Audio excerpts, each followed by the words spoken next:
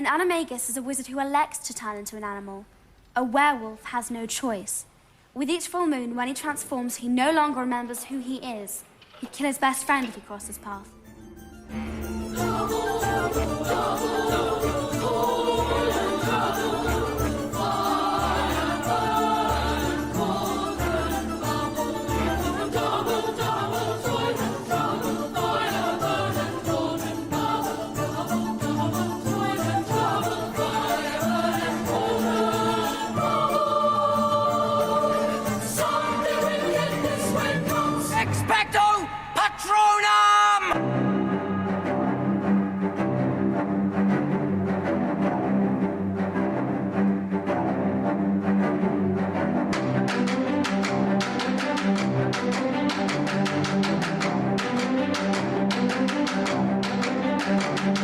Open his eyes. It's absolutely disgusting. It's like, Yeah, and his eyes, he has snake eyes. Yeah. In all the other movies, he has regular eyes. And I'm like, what?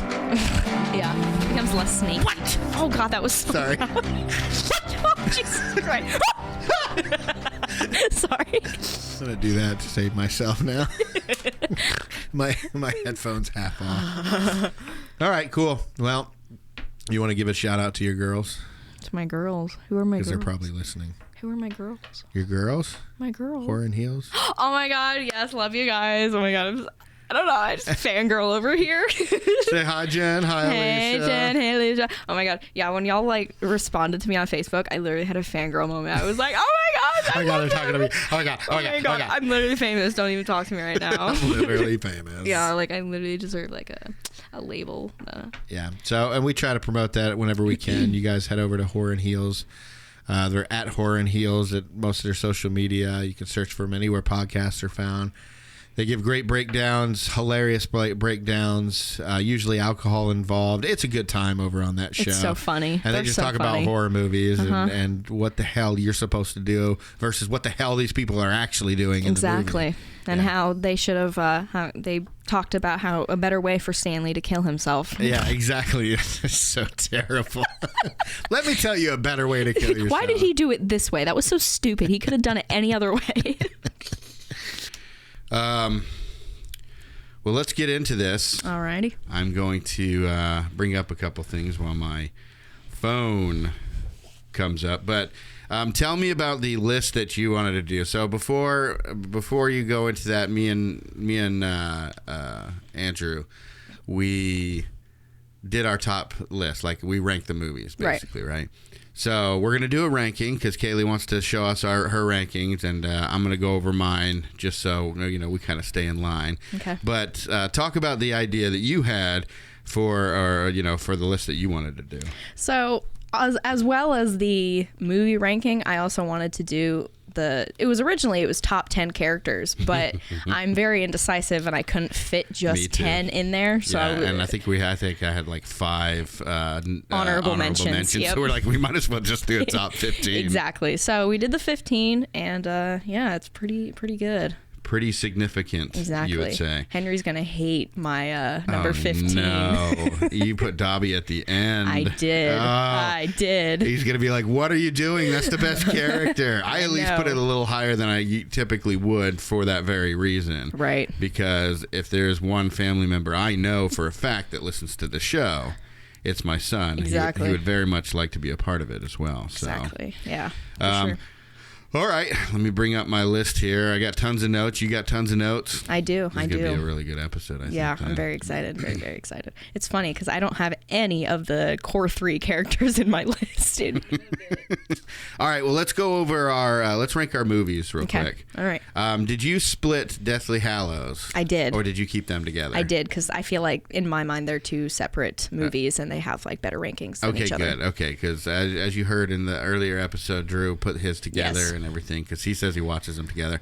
I don't think he really does. I think that's a big fat lie. It's a little sus. Just a little sus. Yeah. All right, so you're number 8 because we always descend here, and if you've ever seen any like top 10 list or whatever, have they ever gone from 1 to 10? No, it's always what is your number? Yeah, exactly. Andrew doesn't know what he's talking about. He's like, I don't like doing it this way. I'm like, everybody since the beginning of history has done top 10 lists. Exactly. Descending order, yeah. All right, so what's your number 8? So I don't know if this might come as a shock to you, but I have Sorcerer's Stone as my number 8. Okay, well, mine's pretty close. Yeah. I had Deathly Hallows Part 1. Gotcha. At number 8, but then I had Sorcerer's Stone at number 7. Yes. So it's like, we talked up Sorcerer's Stone. We're like, this is a great movie, and we're like, yeah, I mean, but it's on the bottom of my list.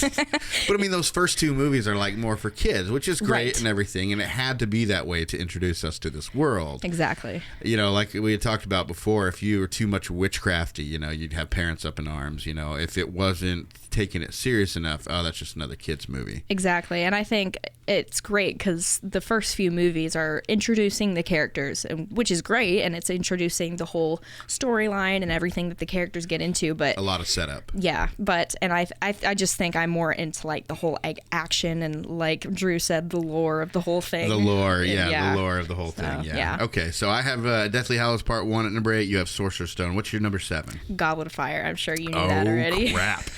Oh, shots fired. I got Goblet of Fire number 1, obviously. I know that. I don't know why. It's just like, I get it. I get people's problems, but on the other hand, I'm just like, why? It's such a great movie. I mean, we get Voldemort, the true Voldemort for the first time. Right. You get... that's it. That's all you get is Voldemort. Exactly. Which is great. No, I mean, we get to see aspects of different other things. Exactly. And, I mean, look at it. It was a huge book. Yeah. Oh my God. It was probably isn't the biggest book, right? It was before Order of the Phoenix. Oh, right. And then I think maybe even Deathly Hallows is long too. I don't know if it was as long as Order of the Phoenix. It's just crazy. Yeah, for sure. But the director, we're going to get into it on the next Harry Potter episode we do. But the director for Goblet of Fire, he wasn't like a huge fan of the thing. Right. He was just trying to do the best he could, but wasn't very passionate about the material. So. Right. I don't know. Goblet of Fire is great, but it's something about it that I'm just kind of like, I mean, it's kind of on the bottom of my list, know? Yeah. So is there anything in particular that you can like pinpoint to say this is at least one reason that I don't like that movie as much? Honestly, no. I think it's just the whole thing. Maybe people like the Dursleys that much. Maybe. Because that's like the one movie that they're not in. That's true. Although, no, Half-Blood Prince, they weren't in that. They were in the book. I mean, they've been in all the books or whatever, but I guess the Dursleys weren't in Half-Blood either. Yeah, the Deathly Hallows, they had them in the first part at the beginning, right? Or was that that was the first one? Yeah, it was real quick. It kind of glossed over there. Yeah. There's deleted scenes. I'm so mad that they cut that out. That would have been great. With Petunia? Yeah, and with Dudley. Like, that would have been funny. That would have been the way he like stepped over his trailer, is looking at his dad. He's like, what? Yes, like, it would have been a great, like, it'd be great to see... God, what's her face? Petunia. Petunia. It would have been great to see her say that to Harry. Yeah. It sucks. Yeah. There's so much to it, and they did so much setup, and you've been watching the last 7 movies or whatever of these people being horrible. And it's like you could have just shown that in the first one, and then we just assume they're continuing to be the same as you go. But you keep showing it. You think that there's going to be, and there was in the book, there was some kind of resolution to their whole relationship. Yeah, it shows that even though how much smack she talked on Lily, that she still had, I feel like she still had some care for her. And she's like, I didn't like her, but she was my sister. Exactly. That type of thing, which is still kind of still odd, family. Yeah. Okay, so what's your number CX? Oh, my number 7 was Sorcerer's Stone, like we said. What's your number CX? Deathly Hallows Part 1. Really? Yes. So you got Chamber pretty high, huh? Yeah, I do. Okay, that's odd, because actually when we watched Chamber of Secrets, even Drew was like, this is kind of moving up on the list a little bit and everything, for sure, because it's so good. So you have Deathly Hallows Part 1. Mm-hmm. Did you listen to our ranking on Yes. that episode? Okay, so you heard me talk about how they cut a bunch of Dumbledore stuff. Yes. Do you agree that that's kind of the reason why that kind of falls short? I think so, because I feel like there was so much missing and so much more they could have done in that one. Yeah. Would you like to have gotten the Dumbledore backstory? Of course, because they show it all in the book, but I feel like they could have done wonders if they put it in a movie, and more people would know about his story.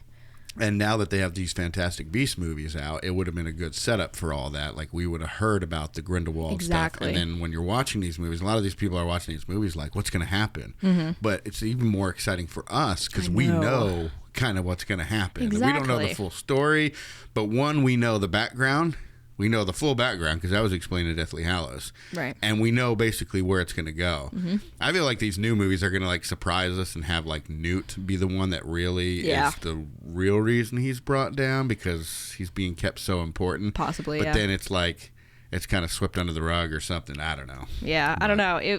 I honestly, I haven't seen the second or the new Fantastic Beasts movie. I really should. The Crimes of Grindelwald, but no, it's The Secrets of Dumbledore. That's the newest. Oh. Yeah, so there's 3 then? There's Fantastic Beasts and Where to Find Them, then there's The Crimes of Grindelwald, and then there's I've only seen the first one. Yep, and we've had 3 I'm so behind. We've had 3 Grindelwalds. And to get over this whole Johnny Depp controversy, I've always thought or suggested that what they need to do is keep changing the actor. Because they had Colin Farrell to begin with, then Johnny Depp, and now they have Mads Mikkelsen. Gotcha. And if they keep changing it and then have the last movie have Dumbledore say something like, look at you. What have you been doing for the last few years? You've been changing your appearance. You've been hiding from your true self. Is that because you're ashamed of what you've done? Or do you even know who you really are anymore? Right. And all that kind of stuff. That'd be a good way to explain why they keep changing actors. Because they had to with Johnny Depp or whatever. But, yeah. That'd be a way to fix it, but it doesn't look like they're looking for that. For sure. So, okay, mine was Chamber. That was my number 6. What was your number 5? Chamber of Secrets. No, okay, mine is Deathly Hallows Part 2 because I think it's got a lot of great stuff in it. It's the culmination of everything, but it is kind of like a let's get it done. Let's get through it and everything. Sure. So it feels almost a little rushed, although it's just the last climax of the book. Oh yeah, and they got to put everything else that they needed to into that. Yeah, to close everything up. And J.K. did a lot better job, I think, of like doing the all right, hurry up, but also let's slow down and let's make sure we have all this information as well. Right. I like. Again, like Drew said, that's Chamber of Secrets is where the lore came into. That's true. And this was when... or like you have the setup in part 1. Exactly. This is where it starts kind of world building. Exactly. That's when Dumbledore starts putting his kids into trouble and setting things up to... I know. He knew and he put them right into the jaws of the basilisk. I think really, he keeps most of them okay. I think he's watching them and stuff. Harry's the only one who's like, hey, good luck, man. Right. Yeah. Good Lord.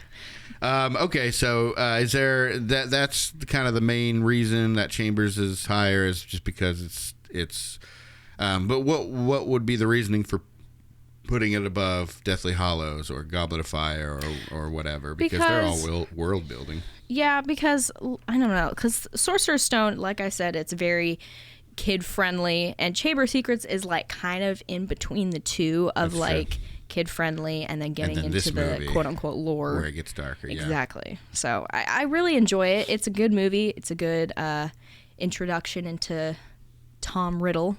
Yeah. And you get to see him come back as his future or as his past self. I like the fact that we didn't know Voldemort's real name in the first one. Oh right, yeah. And it's kind of just you knew him as Lord Voldemort, and then you get into part 2, and you're like, who's this Tom Riddle guy? And it's like his actual name is Riddle, and his whole name is a riddle. Exactly, it's a mystery. It's who is this guy? What is he doing? And I guess I knew about Voldemort and Tom Riddle before I watched the movie, I guess, or something. Or I don't ever remember going, oh, Tom Riddle is Voldemort. So I don't know. I can't tell you because I watched a couple of the movies before I started reading the books. So I couldn't tell you about the shock of Tom Riddle is, or if I would have seen that coming or whatever. So I don't know if you ever did or if you just always remember it because you watched it when you were so young. You've just always known that. Well, I don't know because if you remember, he switched the Tom Marvolo Riddle into I Am Lord Voldemort. Right. And that was really cool for me. I thought that was cool. Okay, so you do remember that point actually happening. You go... Yeah, I was just like, no shoot. way. Yeah, I was like, oh my God. Yeah, I was like, okay, Tom Riddle, you kind of cute. You kind of cute. And he was. What happened to you? You got so ugly. Yeah, he was very much well liked in the school. That's when he had a sniffer. Mm-hmm. All right, what's your number 4? Deathly Hallows Part 2. Okay. All right. I have Order of the Phoenix. Okay. Deathly Hallows Part 2. Why so low? Because I think your uncle, he did Deathly Hallows Part 1 and 2 at like 2 or 3 or something like that. Yeah. I can't remember. But why wouldn't it be any higher? I mean, it's a balls to the wall action, just awesome. You find out about Snape, do all this kind of stuff. You know, what doesn't make it high? Why is it not a little higher? I think it's just because, for one, I was kind of sad because it was the last one. And two, like, it was just they were combining and putting all the rest of the action in that they needed to. And it was just closing everything up. And it was just so intense that it was just like my brain was like, we're just like explosion. You like the resolution, you like the tying of the loose threads and all that kind of stuff. Okay, I got you. I put Order of the Phoenix just because I like Order of the Phoenix, but you know, Drew made a really good point of where it's just like there's too much comedy in it. Right. Like that was supposed to be like a pretty dark book. Like Harry was just angry the whole book. Yeah. And pretty much the movie he was kind of angry and stuff, but I don't know. It's you know, and we even like thought about it. We're like dun dun dun dun dun dun dun dun. Yeah. So and he's like, you know, the thing with Filch, and it made Malfoy a joke. The movie before he was taken very seriously and everything. So, all right, what's your number 3? Half-Blood Prince.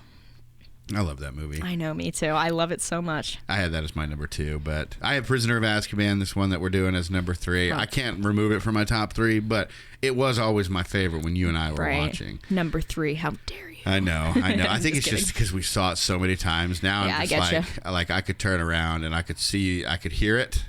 You know, and if I was facing away from the TV, all the images, I just see it all and everything. We just seen. I mean, you and I were watching it, and especially you, we're doing every single line. Oh, exactly. Yeah, we were watching it last night, and it was just like I could probably recite all the lines from the movie because it's just I've watched it so many times, and it's so good. I love it. That's how it was when we were doing Speed, and we watched it together. And Drew, you know, he always gets annoyed because I know every single line of that movie.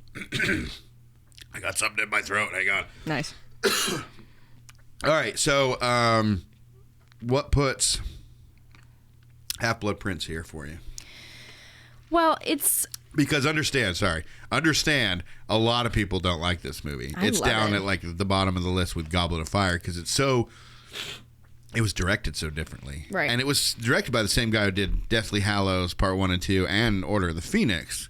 But why does Half-Blood Prince look so down? Like, is that part of it, or you know, what's the reason you like it? It's higher on my list because it's mostly all about. I mean, you don't realize it until the end when he explains it, but it's all about Snape, and he is the Half-Blood Prince, and we find that out later in the movie or whatever. Yeah, because there's some dark spells in that book. Oh yeah, Malfoy. Yeah, you would think that experiences that firsthand. Exactly. Yeah, and Harry's like, "Oh my gosh, who have I been listening to?" Sectum Sempra, gotta love it. Exactly. But I don't know. I love Snape, and it was cool to see that he had, as much as he seems dark in these first few movies, it shows how he has all of his, like, I don't know, his mind in like a journal or whatever kind of thing. I've heard that Snape is like one of the greatest duelists out of the whole series. Oh yeah, that's cool. Yeah. I mean, he does take on McGonagall in the future and everything for certain reasons, but yeah, I like Half-Blood Prince because of the Snape reveal at the end and everything. It's weird because, you know, the title of the book is Half-Blood Prince, and that was kind of like a mystery throughout the whole thing. But then it was kind of like revealed at the end. You're like, okay. But really what the driving point is we found out about Horcruxes. Yes. And we found out about Voldemort's past. That's right, yeah. I love looking into... I love the scenes because in that book it shows scenes, the flashback of Voldemort's mother, his father... his grandfather and his uncle, and where he came from and why it is he can't feel love, and you know, all these different things. And then, you know, you get to find out all about that. You get to find out about what Horcruxes are, and you get to find out, oh, you know, look at this, you know, you get to find out about the ring or whatever, and you get to find out about they bring the diary. And I never thought I'd see that. Yeah, the Putter-Outer. And I never thought I'd see Chamber of Secrets, the diary, Tom Riddle's diary ever again. Yeah. And then they brought that back. And we're like, oh, okay. And, you know, that's where he explains to Harry all about that. And that's one thing that I love about J.K. Rowling is that she planned all this from the beginning. And I love the whole idea of the Horcruxes and all of just... It was all planned, like... The world building she does. It was incredible. And I love the Horcruxes and how... it was just such a great idea to put in there, and how Voldemort set all these up, and you know they were right in front of our eyes the whole time, and we couldn't see them. But do you have a favorite Horcrux? Probably Nagini, but that's just because I love snakes. Yeah, you're a snake lover at your work and stuff. For sure. Yeah, mine's either the diary or the ring, because of the diary because it's brought back and it's really cool and everything, but the ring because of what it is. Right. Yeah, I think if I were going to get a tattoo, I'd get Nagini. Would you get Nagini? Yeah, because I was planning on getting a snake, but I'm like, I don't know which kind. I was like, oh, Nagini. You should get a little snake that goes up your pinky or something. That'd be so cute. And then the rest of it comes up here. And That's stuff. so cute. I love that. Oh, and then the rest of it can come around your wrist. That'd be pretty That's sweet. too much. Okay, too much. Yeah. Gotcha. All right, you're number 2. I bet I could guess. What? What have we already done so far? Wait. I think I can guess. Order of the Doesn't know. Phoenix. There you go. Order of the Phoenix, yes. Yep. All right, so what puts this at number 2 for you? Mine's Half-Blood Prince, by the way, but what's your what puts us at number 2 for you? I love the Order of the Phoenix. Like, I love all the people. Did you like the Order of the Phoenix, or did you like Dumbledore's army? Because those two get confused every once in a while. Dumbledore's army. Dumbledore's sorry. army. Yes, Okay. yes. Because we get introduced to like Mad-Eye Moody. Well, we've met him already in Goblet of Fire. Okay. But Nymphadora Tonks, which was super cool, and I really enjoyed that. I don't know. I love to see a whole army come together. And what are you laughing at? Oh my god. Sorry, go ahead. But I just like to see make sure my eyes are open. Okay, so you like that's even worse now. Oh my god. Okay, sorry. You like to see what? Okay, I just like to see the whole army band together and work with Harry, and I love the scene where they were all turning into Harry. The 7 Harrys. Yes, the 7 Harrys. It was so cool, and you know. Wait, no, that's Deathly Hallows. Is it really? Yeah, the 7. God dang it. Gosh. God dang it. Yeah, I know my stuff, right? No. I didn't know what you were thinking of was when the Order of the Phoenix showed up, put him on a broom, and they all had to race. Yes. Through London. Yes. That's in London. London. Every time we say London, we have to say it like London. Like Stan Shunpike would say, and we're finally at the movie that he says it. Yeah, that we love the Leaky Cauldron. That's in London. It's in London. We love zitty old Stanley Shunpike. Good old Ziddy. And poor Stan Shunpike gets imperious in the future. And I was wondering if forced. we see any else of him. I know we don't in the movies, but do we in the books? Yeah, in the books, forget. whenever they do the 7 Potters, actually, and they're leaving the house, they all split up. And Stanley Shunpike is one of the ones that actually goes after the real Harry. You know, they all split up. They don't know who they're after, but Stanley Shunpike, he's been imperioed, so he's being forced to or whatever. But and it wasn't the owl that gave Harry away. He used the what's the spell to take the wand away? Stupefy? Expelliarmus. Expelliarmus, okay. That's Harry's signature spell. Yeah. You know, instead of killing, he's disarming. The difference between him and Voldemort. Expelliarmus! Yeah. But like all the rest of the Order and stuff, they were straight up using killing curses. They were fighting to kill. For sure. But Harry doesn't do that. And they knew that. And so as soon as Stanley Shunpike saw Harry do that, he went back to go tell on him. Gotcha. Or whatever. And I think that he might have gotten cursed or whatever. But that's the only time we ever see him again. But Okay. That's the Order of the Phoenix. Is that the one where you see the ear floating down the stairwell? Yeah, that was when they were listening to. And that was pretty cool to see Sirius and Remus and the rest of the Order, and you're just looking at how just crappy they are. It's like a few people in a kitchen, and they don't have much of a plan. And think of how different it was back in the First War. Oh yeah, where Dumbledore was straight up probably having Lancelot, right, Arthur meetings and stuff like that. So yeah, I love. Now, correct me if I'm wrong, because I've been seeming to get a lot of these parts wrong. You're good. Order of the I'll Phoenix. cut it out. We can just cut it out. Okay, period. Ooh, did you hear that? My cock. Okay. Okay, so what? So Order of the Phoenix, we see Sirius, reunite again with Harry in that room, and then we have that epic battle in the in the Department of Mysteries. Yeah, and that was in the Room of Requirement, right? No. No, Room requirement. of course not. Room requirement is where Dumbledore's army trains Yes, in yes, Hogwarts. yes. But this is called the Department of Mysteries, and I think the specific room that the prophecies is probably like Department of Prophecies. Gotcha. Okay. But yeah, that, and we had talked about how I liked that they cut out them going through. Do you remember that scene where they went through a bunch of, there was like spinning flying brains out of like tanks and stuff like that, and there's just all kinds of like spinning rooms or what. I think the room actually that had the doors would spin or something. Oh God, but that's awful. I'd throw up. it was just there was so much in there. It was like cool to see it all, but I was kind of like, well, I just want to get to the battle. Right. And in the movie, it did that. So, all right, and I'm guessing your number one is the same as it's always been. Prisoner of Azkaban. Prisoner of Azkaban. Okay, so what makes this movie the best for you? Well, for me, I think, I mean, it's always been it's like my childhood movie. I always go back to it whenever I reminisce on old memories and stuff. And I really love the style of this movie. This is when they get a new director of the movies. And you can see, even with the lighting, it gets so much darker. Yeah. And one thing I wrote down was that had like the camera movements more dynamic, whereas Chamber and Sorcerer,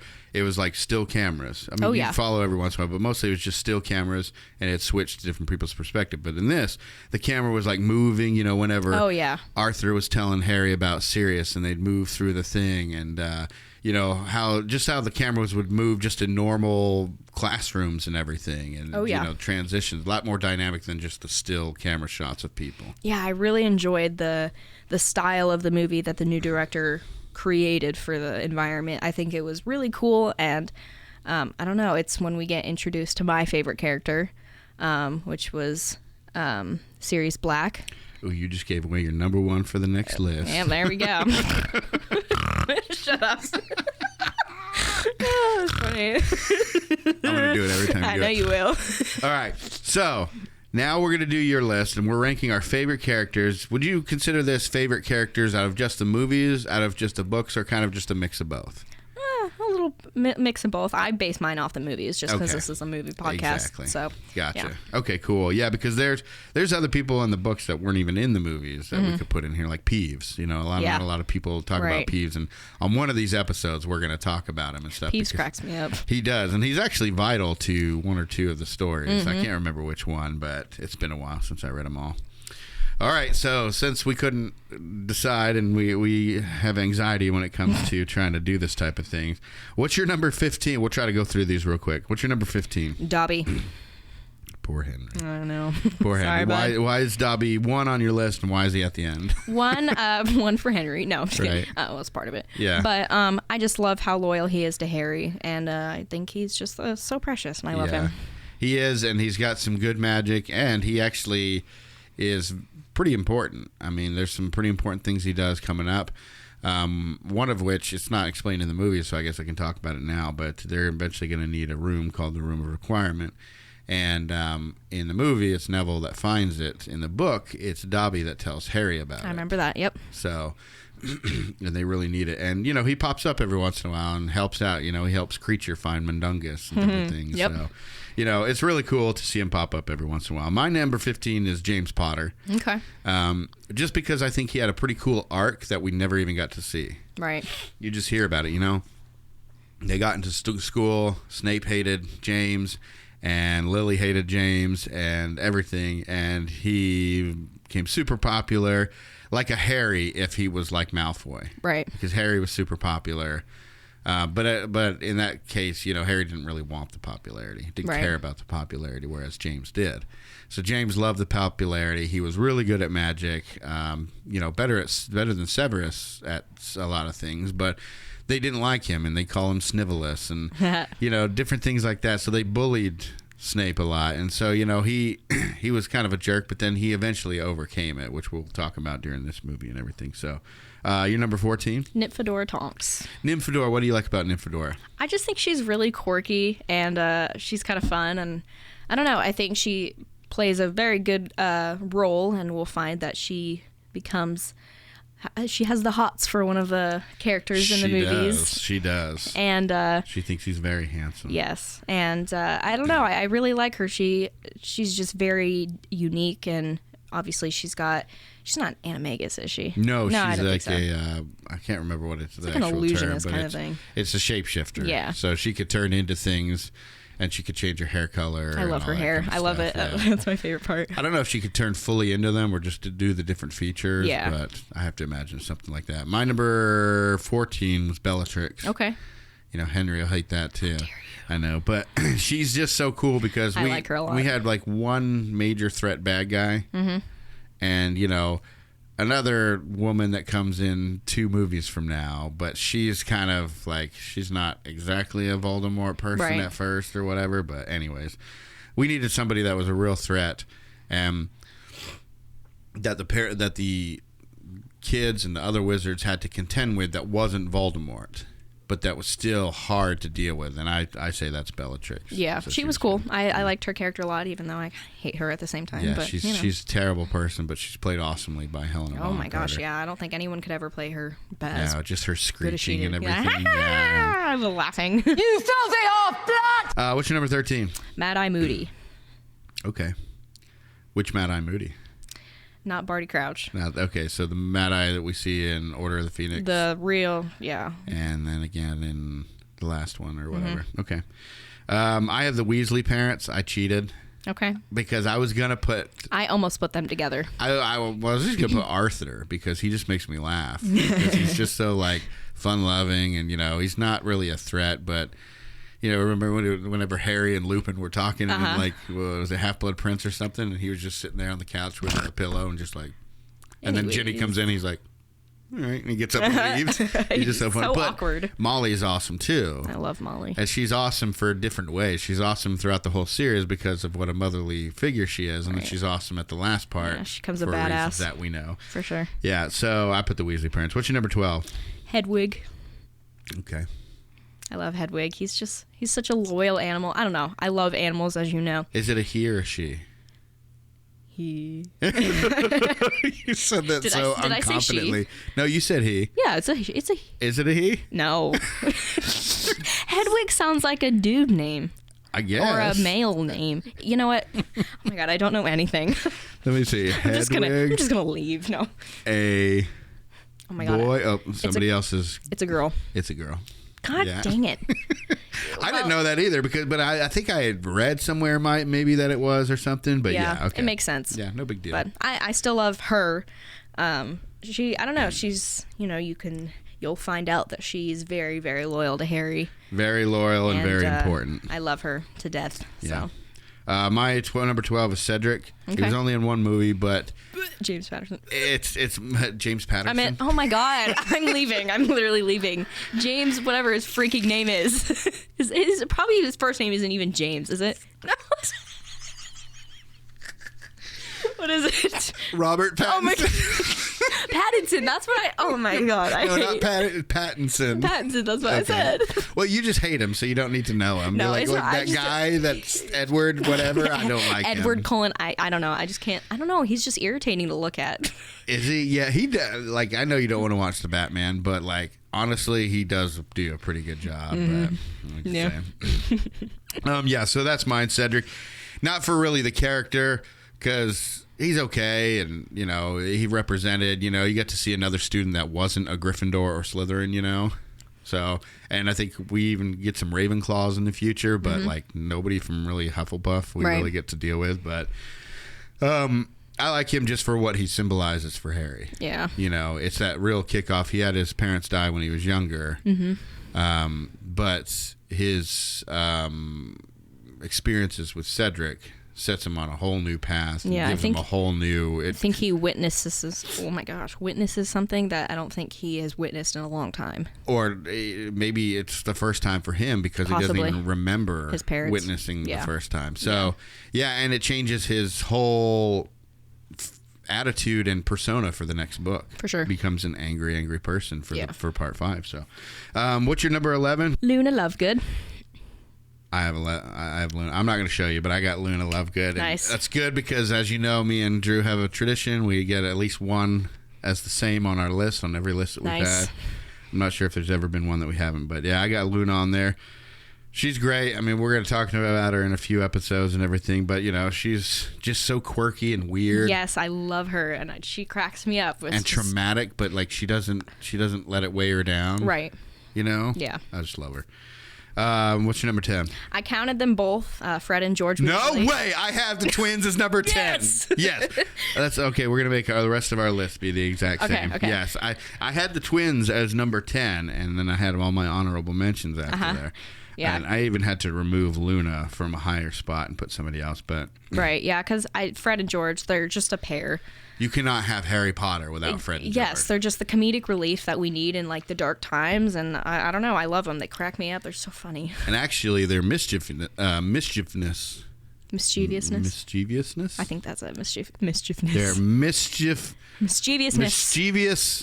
ways actually brought something very important to Harry in this book. Yes. Mm-hmm. So if it wasn't for them being like that, he would have never gotten one of his most important tools and everything.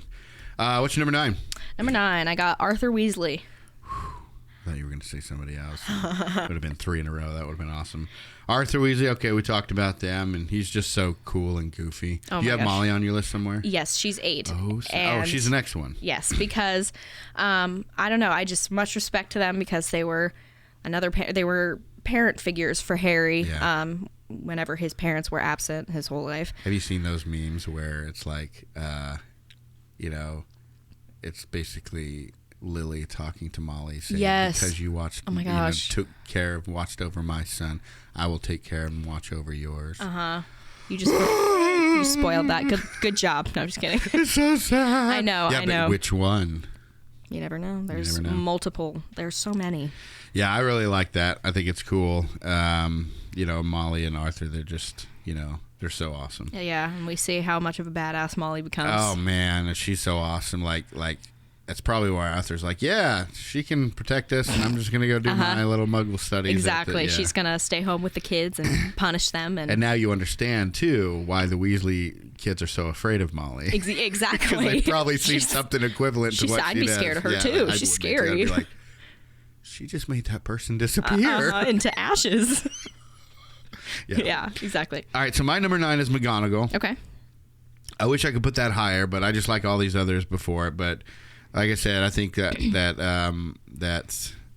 Dame Maggie Smith and Robbie Coltrane were just the best cast people of the whole cast. I mean, like I said, I love Snape. Your uncle kind of argued for him last time, but I'm like, but it's debonair, suave Alan Rickman. Right. You just didn't see that. But, I mean, you could see McGonagall and Maggie Smith. You can see Hagrid and Robbie Coltrane. But I don't think anyone else could have played those two. I don't either. And I put McGonagall at number 9. She's pretty pivotal, but in kind of just passing moments. Right. And then number 8, I put Moody, but the Barty Crouch Jr. version of Moody. Really? Yeah, and the reason is because I didn't think that we got really much from Mad-Eye Moody after that. Like, he kind of popped up and we saw him do different things. Now, he did help Harry in a lot of things. Order of the Phoenix, Deathly Hallows. He was there for him, picking him up from the thing, helped him out in the ministry, and saving him again, in the last book. Right. Yeah. So, but I like the Barty Crouch Jr. one because first, it's our first introduction to the character when we don't even get to meet the actual character. Right. He did more to teach the kids besides the teacher that we're going to talk about in this episode than any other defense. He did dang good. Yeah, I would say Barty Crouch Jr. and Lupin were probably the best teachers they had. Yeah. Now, Barty Crouch Jr. as Moody taught him some pretty dark stuff. He taught him the unforgivable curses, but I think they're supposed to learn about that anyways. Right, and he showed Malfoy. He showed Malfoy what it's like to be an animal. Exactly, because we all know that nobody, even on the Death Eater side, respects Lucius Malfoy. So all the Malfoys are looked at as pathetic. Exactly. They just happen to be rich, so people have to kind of deal with them or whatever. So, okay, what's your number 7? Albus Dumbledore. Ooh, I was close on that one. I got Dumbledore on my 6. Yeah, the Michael Gambon version to specify. Okay, Michael Gambon version. Okay, I have number 7. Number 7, I have Dobby. Okay. So, but I have Dumbledore as number 6. You have him as number 7. Not much to say about Dumbledore. He's just freaking awesome. He's awesome. and what a lot of people don't realize that I feel makes him even more awesome or more fleshed out is that he has a crazy dark past. I know, and he's planned. It seems like J.K. Rowling, he's planned everything out, and he knows. It's like he knows freaking everything. Yep. And we've talked about this in these last 2 episodes that he's kind of got this master plan going on, and he's always working behind the scenes doing things, and we need to figure out what Dumbledore's plan is. Yeah. Number 5? You mean 6?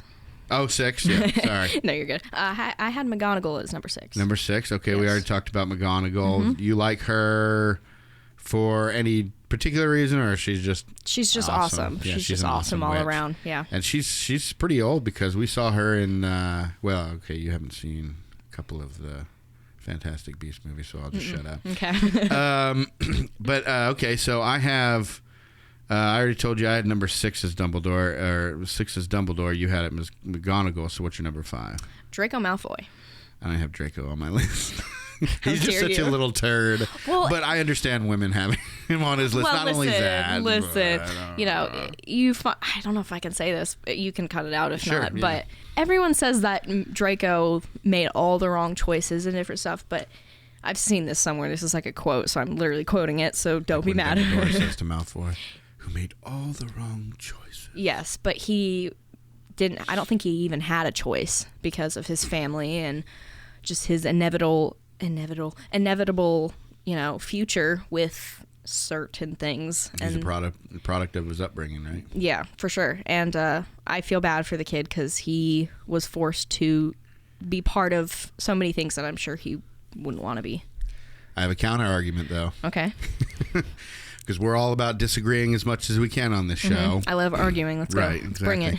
Okay, Harry should have been a lot angrier than he was.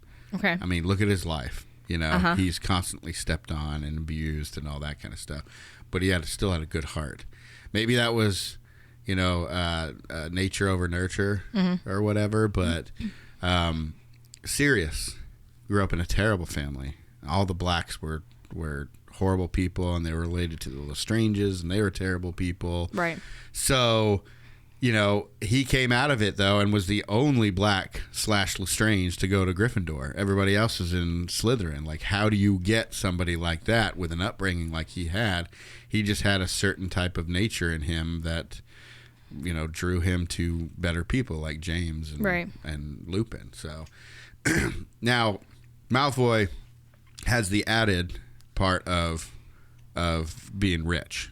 So, like, Harry's rich, or, his dad's family was rich and everything like that, but they weren't Malfoy rich. Yeah. Like crazy rich. For sure. Or whatever. His dad bought all the whole Quidditch team new brooms. So spoiling and everything like that. He wasn't abused. He was lifted up and then encouraged to do that bad behavior. So I would agree with you that he really didn't stand much of a chance with somebody like Lucius as his father. Right. But if other people want to say, well, what about Harry? What about Sirius and everything? Well, yeah, but they were also like not liked by the people that were being raised, whereas Draco was liked, and he had so he's just completely spoiled and selfish. Yeah, I think with me, like, Harry, his parents weren't super involved with He Who Must Not Be Named and Voldemort and different stuff like that, whereas Draco's parents, his parents were always like followers of Voldemort, and bunch of followers. I know, and I feel like if I were to be Draco, I feel like I would be afraid to betray my parents because I'd be worried that something would happen to me from Voldemort's side because I decided to step away from that environment and those people. So I think he was just raised to follow their path, and I don't know. I would be scared to join them. Yeah. Draco has all the resources behind him to be able to act the way he does. For sure. Without caring about how it affects people. Yeah. Because, people are afraid of his family because they're so linked to Voldemort and dark arts and everything like that. And they're also afraid of his family because they got a lot of money and can buy a lot of people off. So, yeah, he gets to get away with pretty much everything he does except around Dumbledore. For the most part. Yeah, for sure. My number 5 is Ron. Okay. He's the only of the core 3 that I have on here. He's high up there. But that's just because he's freaking hilarious. He's amazing. Yeah. Because, like the others, I think I'd say everybody below this kind of comes in and out every once in a while or whatever. But I mean, Ron's there, and out of the core three, I mean, Harry's Harry. He's the hero. Okay, cool. Hermione's Hermione, but she can get on irritating. Your nerves after a while. But Ron is just hilarious. Yeah, he can get on your nerves every once in a while too. Like the next movie when he's mad at Harry for no reason. I know he's being ridiculous. Yeah, but I mean, for the most part, though, I mean, he's pretty loyal. Right. Like, he has that part, and then the part in the Deathly Hallows where he kind of goes sideways a little bit. Yeah. But for the most part, I mean, he would die with Harry for sure. And you don't see that a lot. So, what was your number 4? Professor R.J. Lupin. Oh, okay. I have that slightly higher. Okay. Lupin. What do you like about Lupin? I just freaking love him. Just everything about him. I don't know. He was introduced in this movie as well, and I think he shows Harry. He teaches him certain spells, and I don't know. I think it's Harry was able to see that this is a man that was close to my parents, and he, as you'll realize later in the movie. They were very close to him and they wouldn't betray him. Yeah. So I was gonna wait, but I'll just go ahead and spoil it. Lupin's my number 1. Okay. He's my number 1 favorite character from these. He was a marauder. Mm-hmm. He was, so he's linked to Harry's past, his history, both to his mother and his father. He is probably one of the only truly good characters. Mm-hmm.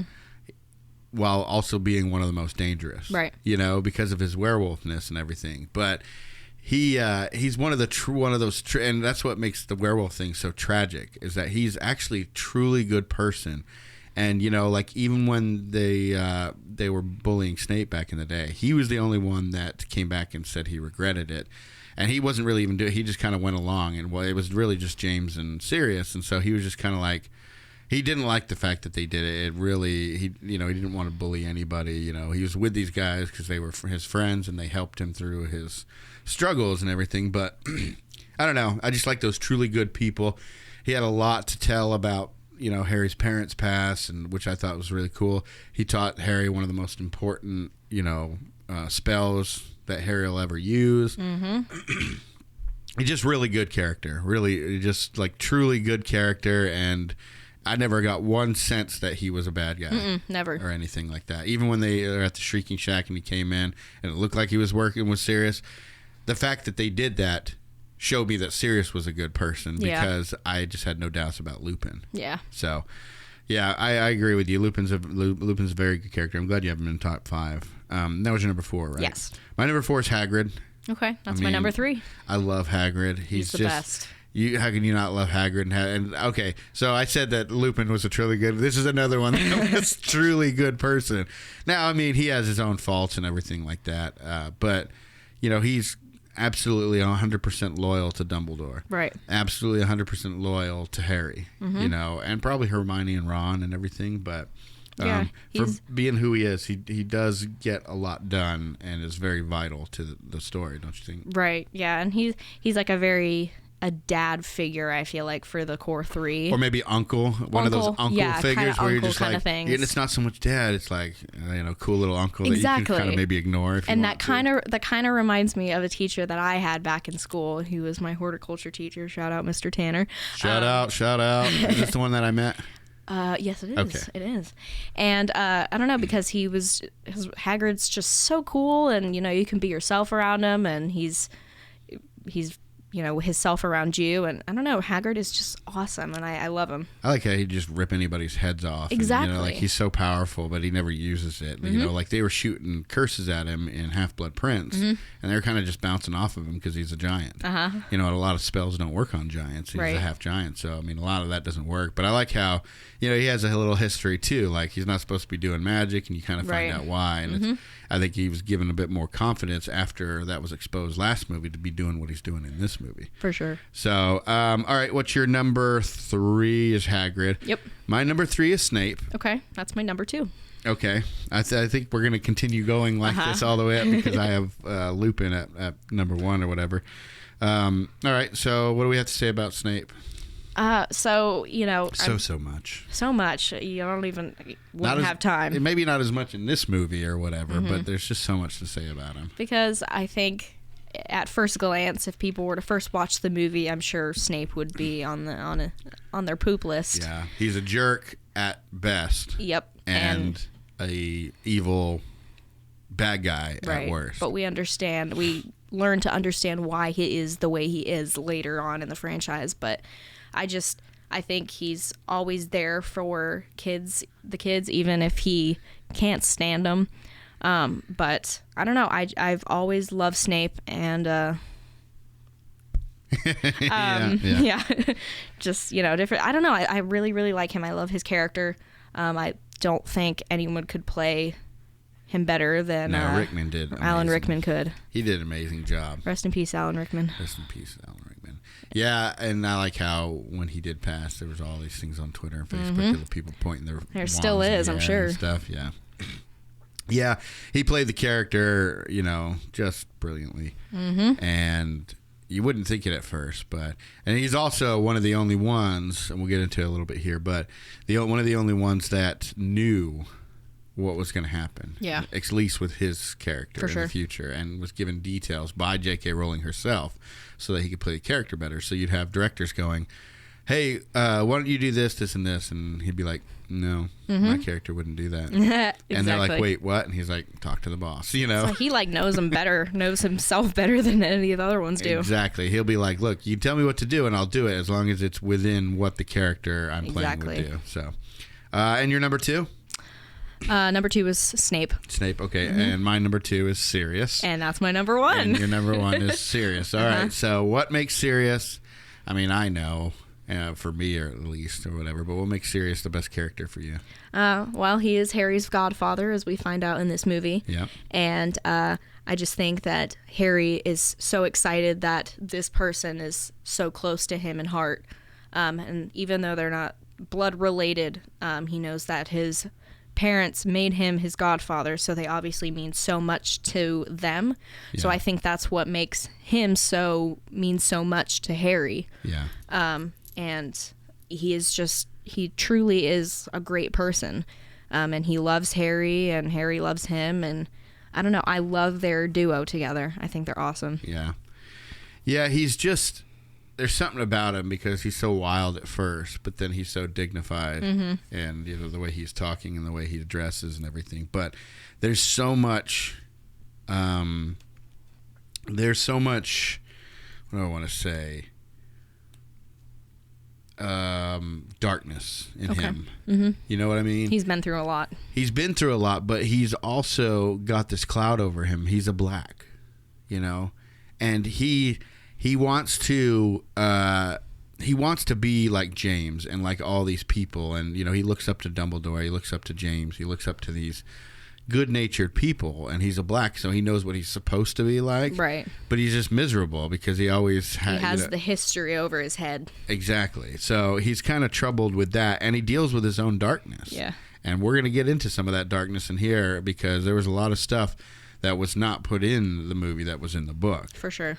So, yeah, and then my number one is Lupin. Lupin. Yeah, so. All right, well. All right, cool. Today we're going to be talking about Harry Potter and the Prisoner of Azkaban. This movie came out in 2004. It was directed by Alfonso Cuarón. The writers were J.K. Rowling, as usual. She wrote the novel, the source material, and Steve Kloves is back for the screenplay. Like I said before, I'm pretty sure Order of the Phoenix is the one movie that Steve Kloves didn't do the screenplay for. And maybe that's why it's a long book, but pretty short movie and everything. Guess who's in the top cast this time? Is Alan Rickman? Emma Watson is in the top. Emma Watson. No, but Emma Watson is in. Alan Rickman is still not in the top cast. Oh, my God. Maybe they just because... He becomes so important. What the He heck? does, but I mean, he's not in a lot of scenes, really, until later. Maybe that's why he's not. But we do at least have Emma Watson as Hermione Granger. It also stars Daniel Radcliffe as Harry Potter, Rupert Grint as Ron Weasley, Richard Griffiths is back as Uncle Vernon, as well as Fiona Shaw and Harry Melling as Aunt Petunia and Dudley Dursley, respectively. Pam Ferris is in this as Aunt Marge.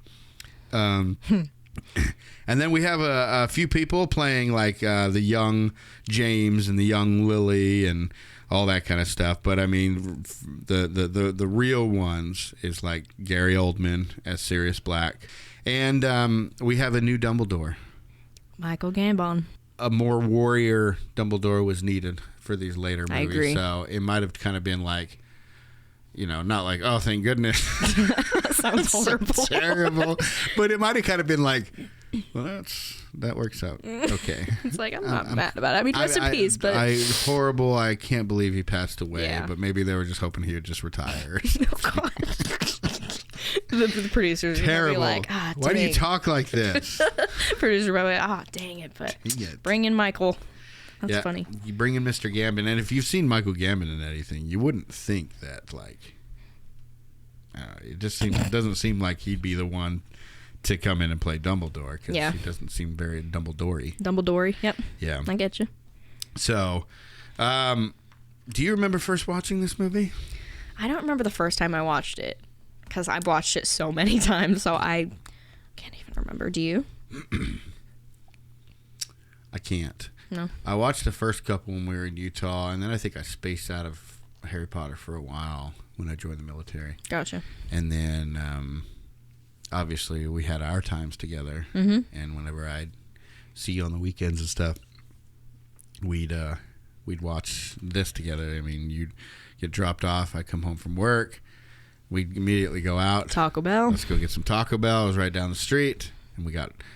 I think Baja Blast just came out or something. Yep, bean burritos. We'd get Taco Bell, we'd get bean burritos, we'd come back, and it was basically like an everyday thing. It was a tradition. Yeah, everyday because tradition. like I tried to like I fed you healthy stuff and everything, but for the most part, when it came to lunchtime, sweetie, what do you want for lunch? I want Taco Bell, and we need to come back and watch Harry Potter. Roger that. I think that's when you introduced me to cheesy Fiesta potatoes. I might have, those yeah, so because good. you were just like, it has sour cream. Did I not like sour cream? I don't think you liked it Wow. at that age or whatever. What was wrong with me? I know that we'd watch different Harry Potters, and at this point, I think only Goblet of Fire had come out, and then Order of the Phoenix was about to come out. Right. Yeah. I remember I wasn't allowed to watch after Goblet of Fire. Yeah. Because it had gotten to adultery. And actually, I don't think we let you watch past Prisoner of Azkaban for a while, because Goblet of Fire is where we get our first like death. Yeah, casualty. Something like that. But either way, I know Order of the Phoenix was coming out about this time because it came out before I left. That's crazy. It is crazy. But I this is what I remember getting into them the most. I mean, I think you liked them so much. I went out and got a set of books that you could read if you wanted to, and I think we both read on them and consumed them so quickly because it was just such a good story. Oh yeah, it was awesome. Do you have anything for behind the scenes stuff? I don't really. I mean, besides the fact that we got a new Dumbledore. The sets were different. The lighting was a lot different, I noticed. It was a lot darker, a lot like bluish green. It has like a tint to it. I don't know. It was cool. I liked it a lot. And in the first two movies, we didn't really go out anywhere. You know, a lot of them were just inside the castle. Yeah. We'd get to go out to where like Hagrid's hut was and the Forbidden Forest, but the Forbidden Forest was a set. Right. About by Hagrid's hut, that looked like it was outside somewhere, but I mean, we got all kinds of shops in this movie. Set. But this one, I mean, it went everywhere. First of all, it expanded Hagrid's hut where it is. It's in a completely different location, it looks like. We get to see Hogsmeade. We get to see Hogsmeade. We get to see the Shrieking Shack. The Whomping Willow's in a different place now. It is. I've always was wondering about that. Yeah, and cool and then now they need to have it lead there and everything. And they actually shot on location in Scotland. So, I mean, there's like so many different dynamic elements to this than the static ones that you would just have in a studio or on a set or whatever. So it's just opening up the world. It's like cracking the egg a little bit more, just opening it up. And it kind of goes with Harry's journey because his eyes and world is being opened now too when he finds out about everything that's gone on in the past. Right. So I think that's all I have to say about the behind the scenes stuff. Yeah, because most of it's just kind of as usual stuff. I'm pretty sure Alfonso's the one that I had talked about earlier. I think he's the one that did it. Had the kids write their essays. That was so funny. Yeah, and Harry Daniel Radcliffe wrote like a paragraph or a page or something, but it wasn't anything. He didn't put a lot of effort into it. Hermione wrote like 4 pages, and Harry didn't even Rupert do it. Didn't even do it. Yeah. So, yeah, it pretty much goes with their character and everything. So I perfect. think, and then Alfonso Cuarón, he also goes on to do like Gravity. And what did he win an Oscar for? Was it Gravity? I have no clue. I can't remember.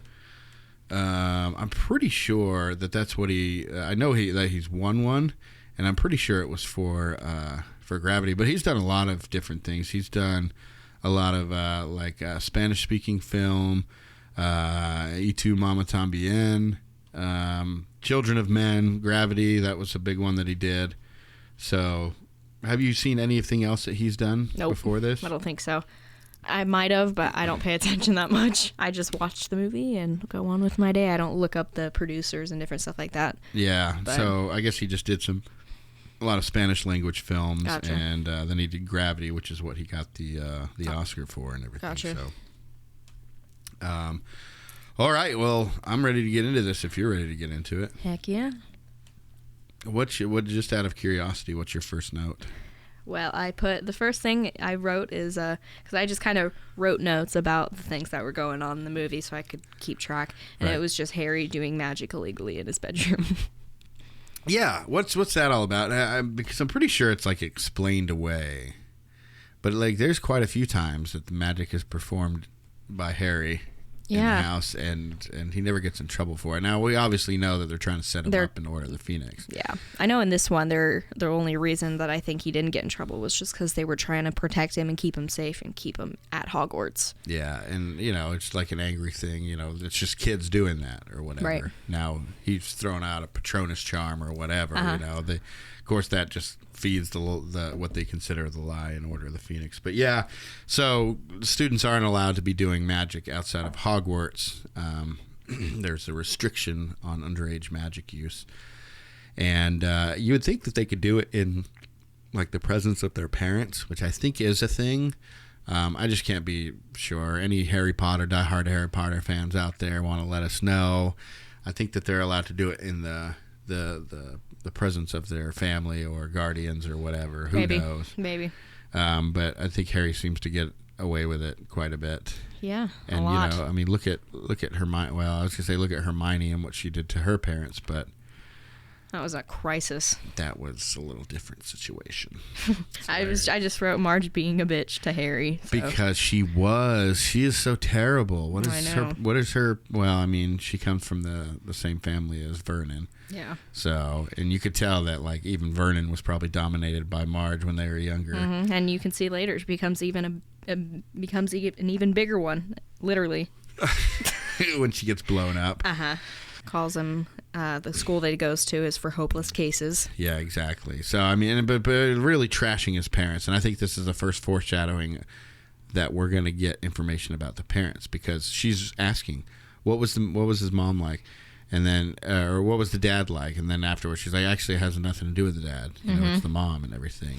I noticed that Petunia seemed to be a little standoffish and not responding. I was going to ask you about that. Because I think she knows that some odd things had happened in the past where if he gets upset or riled up or any kind of, anything, something supernatural happens and he causes something to happen, whether it be a cake to the face, like in the last movie. She knows that he's going to get riled up and something's going to happen and it's going to be a whole thing. It's going to be a whole thing. Yeah. Well, see, I don't know if she's worried about him doing that or if there's a bit of her that doesn't like her sister as much as she doesn't like her being called a bitch. Now, obviously, They were talking about, like, comparing them to dogs, so that's why she said the bitch. But I'm wondering if, one, Marge is saying that any problems with kids, it's on the woman. She's not going to put it on Vernon, her brother. She's going to put it on women, which actually puts Dudley's persona or whatever. his badness or whatever, or any kind of flaws or anything with Dudley, that puts it on her. So I'm wondering if she's one thinking about like, I don't agree with that, it's not all my fault, and then two, on the other level, thinking of her sister. and thinking Harry's gone wrong because her sister, because she didn't like her sister, but maybe she blamed James more than she blamed Lily for them dying. Possibly, yeah. So, yeah, there's got to be some... I would love to know what's going on in Petunia's mind at moments like this. Maybe it's just something as vapid or empty as just, just don't talk about me. They're just not caring about it. Right. I don't know. But he gets mad and he causes her to inflate and to blow up into a giant ball, and she floats away. The finger starts inflating. It starts with the finger and everything. But, he knows that he's not supposed to be using magic, so he figures, okay, I'm going to be about to get expelled, so I'm leaving. I'm running Do you think away. that was him that did that? Because I know, because I've seen Dumbledore perform magic without a wand, and I don't know, it's just do you think he got so mad that he didn't have to use magic with a wand to be able to do that? I think the way I see it is, kids, all magical kids that have powers, they use magic before they get a wand, right? By accident when they're younger. And I think by controlling it with a wand while they're in school, by the time that they're adults, they're so focused on that now they're naturally channeling their magic, and now they can't use the magic unless they have the wand. Right. So maybe he's still at this point where he can do it. But I think it's always been, nobody's ever said that it was anybody else. It's always, because when I used to watch it, I wondered if it was somebody else, because it's like, well, Harry's not, maybe it's just a Dobby thing or something. Yeah, that's what I first thought when I first watched it. But I think it was just Harry getting angry and doing that, because he was like, she's like, bring him back, and he's like, no. Exactly. No. I'm good. Yeah, and the minister's like, look, we understand, no big deal. So they obviously knew, which means he used underage magic. Gotcha. But they probably knew it wasn't a mistake because he didn't use his wand, maybe. So anyways, he's like, I'm out of here. He grabs all his stuff, and they're like, oh, you're gonna be expelled. And he's like, it's better than being here. Yeah, so exactly. And he walks out of the house. Anywhere's better than here. In the distance, in the night sky, you can see Marge flying around. Hilarious. So funny. Yeah. So let me think. When he goes to sit down to wait for a bus, I think this is when we first get a taste of the new producer's magic, and we see how dark and eerie and creepy it looks. It does. There's the and swings all in the the background. Wetness, the water everywhere. That was perfect because it makes it feel colder. It does, and you hear the swings moving, and the seesaw, and then the rustling of the leaves, and then suddenly, you see a little wolfie come out of the. And I thought it was a woods. wolf. I thought that was because I had heard that this movie had werewolves, so I thought that was the werewolf. Yeah. Or something. Before we get into that, because we brushed over a couple things. So instead of a real threat, in this one, Harry has to face the event and betrayal that changed his life forever. Because there's not a real...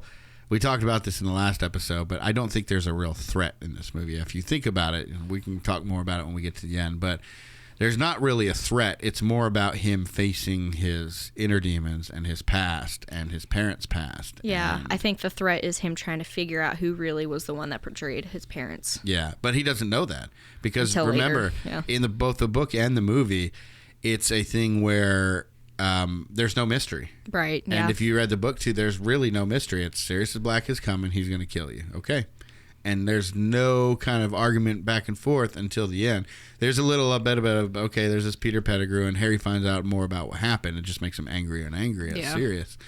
And, there's a mystery of, okay, well, why are we seeing Peter Pettigrew on, is the map flawed or whatever? So right. I think this is the first time where he hasn't really, it's more of an existential threat. Yeah, I think there's just his multiple past. little antagonists here and there with the Dementors and... Yeah, and like I told Drew, I was like, those are more like nuisances right now, but they come like much important later. Right. And this is also the story where Dumbledore was least involved, besides Deathly Hallows.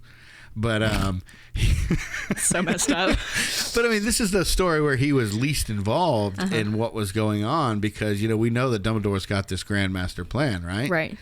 Well, now in this movie, Sirius has escaped, and Dumbledore has to put a hold on his plan and deal with this He's like, because "God dang this it." is the person that killed Harry's parents. Right. He's like, oh yes, another person to mess with my kids and put them in danger. Exactly. And he's like, oh, now I got to deal with this and work this into my plan. This is going to take years. How has he not been fired? It's like, good Lord. Why you keep putting these kids in danger, I know. Dumbledore?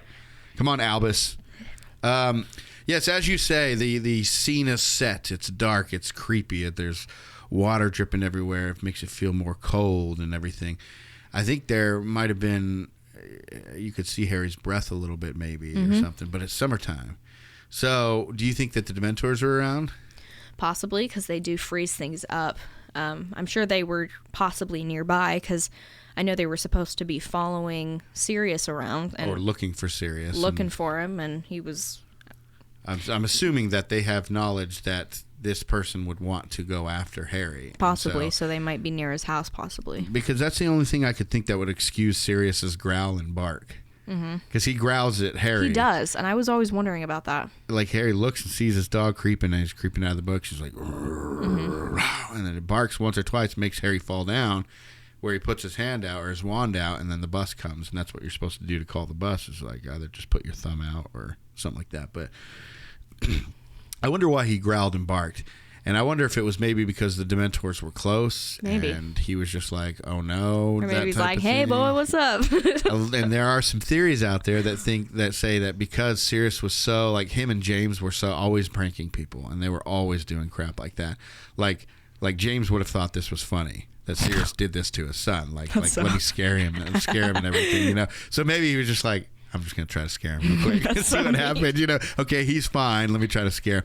Or maybe he was trying to scare him to go back home because he knew how dangerous it was for him to be out on the street. Maybe. Who knows? If he just had to put his thumb up to get the bus, why didn't he do that in the first place? Why did he have to sit around and be all creeped out by the creepy environment? Ridiculous. Because he does not know what the night bus is. He does not. That's true. Dumbledore and the rest of them are leaving him very, uneducated on the magical world. There's tons of stuff that pop up in every single book or movie that you're like, why didn't you know about this like 2 movies ago? Right.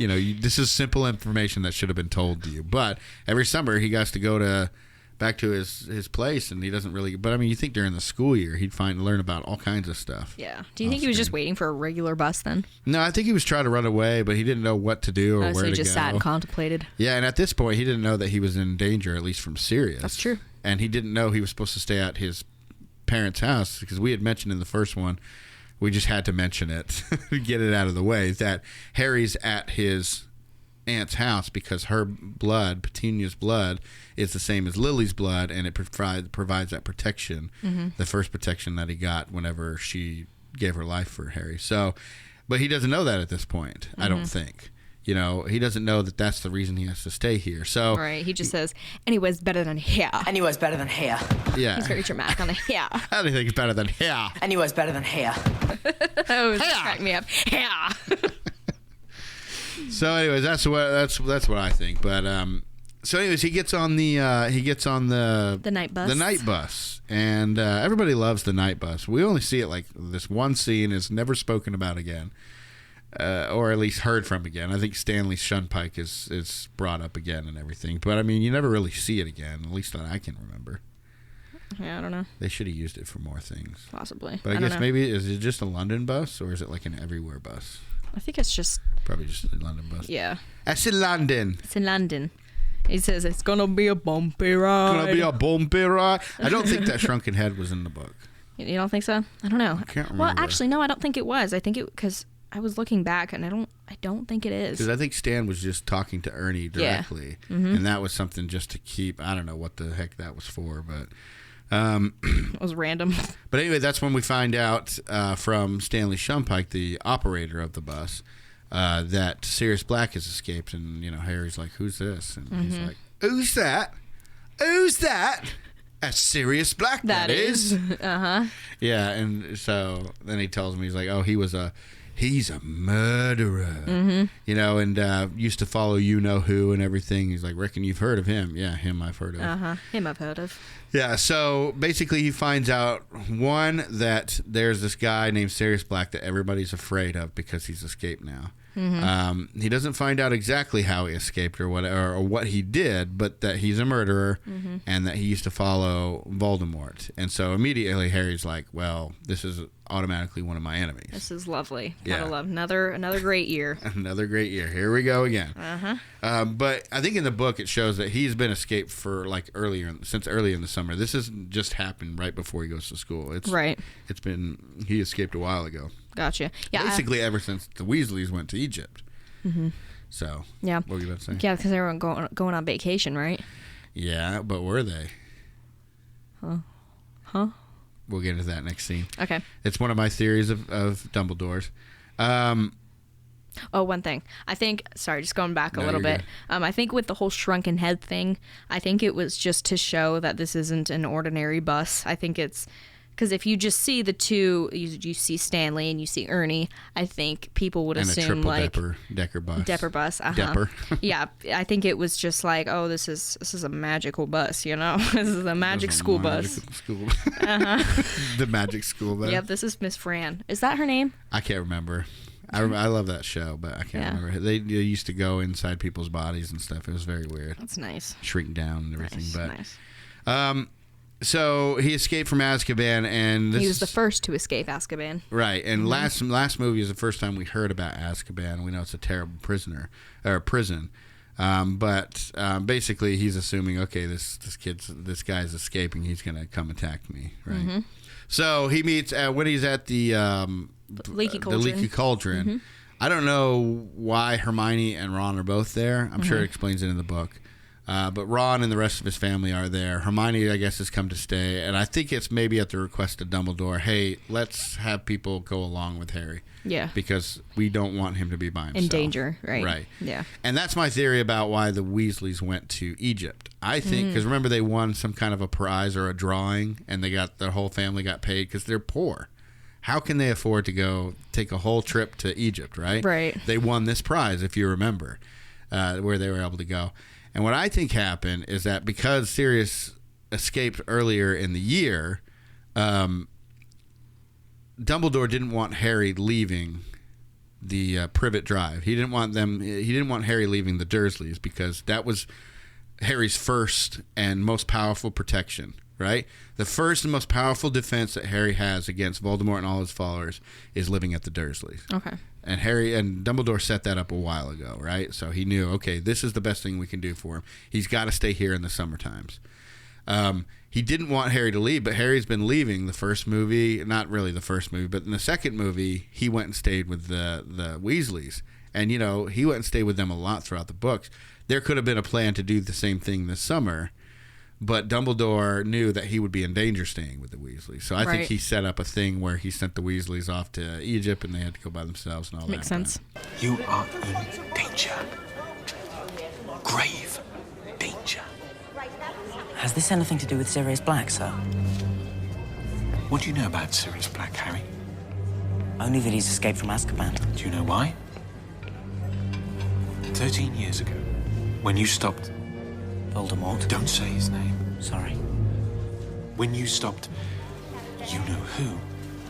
Black lost everything, but to this day, he still remains a faithful servant. And in his mind, you are the only thing that stands in the way of you know who returning to power.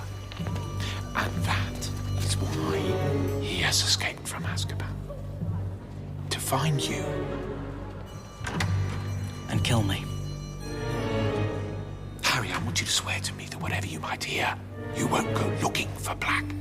He just pulls him aside and he says that Harry's in danger.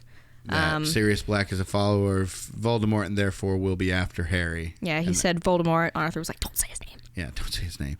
And then, but I mean, basically, Arthur obviously, he probably knows, well, although he might not know. I mean, I'm sure everybody knows the official story or whatever. But I still don't know how much Arthur and Molly are with Dumbledore at this point. But, he basically tells him, hey, you need to be careful. Don't go anywhere by yourself. Don't try to do anything. Don't do what you've been doing the last 2 years, basically. this guy is not Voldemort, who's like this corporeal spirit floating around. This is a real guy who'll come in and kill you. Right. So they get on the train to go to Hogwarts, and on the way back they have to get in with a teacher. They don't see who it is, but they all sit down, and Harry kind of tells them what Ron's dad told him, And then they get on. You're talking about the train, right? Yeah. So they get on the train, and Ron was like, I wonder who that is, and she was like, it's Professor R.J. Lupin, and he was like, how is it that she knows everything? She knows everything. How is it that she knows everything? It's on his suitcase, Ronald. No, the way she said, it's on his suitcase, Ronald. Anyways, we see the Dementors come in. Now, do you think that Lupin was asleep, like for real this whole time? Or do you think he was maybe asleep and then woke up when the train shut off and was just kind of listening to what was going on? Because he did let Harry get sucked a little bit. That sounds bad. But he did let Harry get sucked a little bit before he said it. That was funny.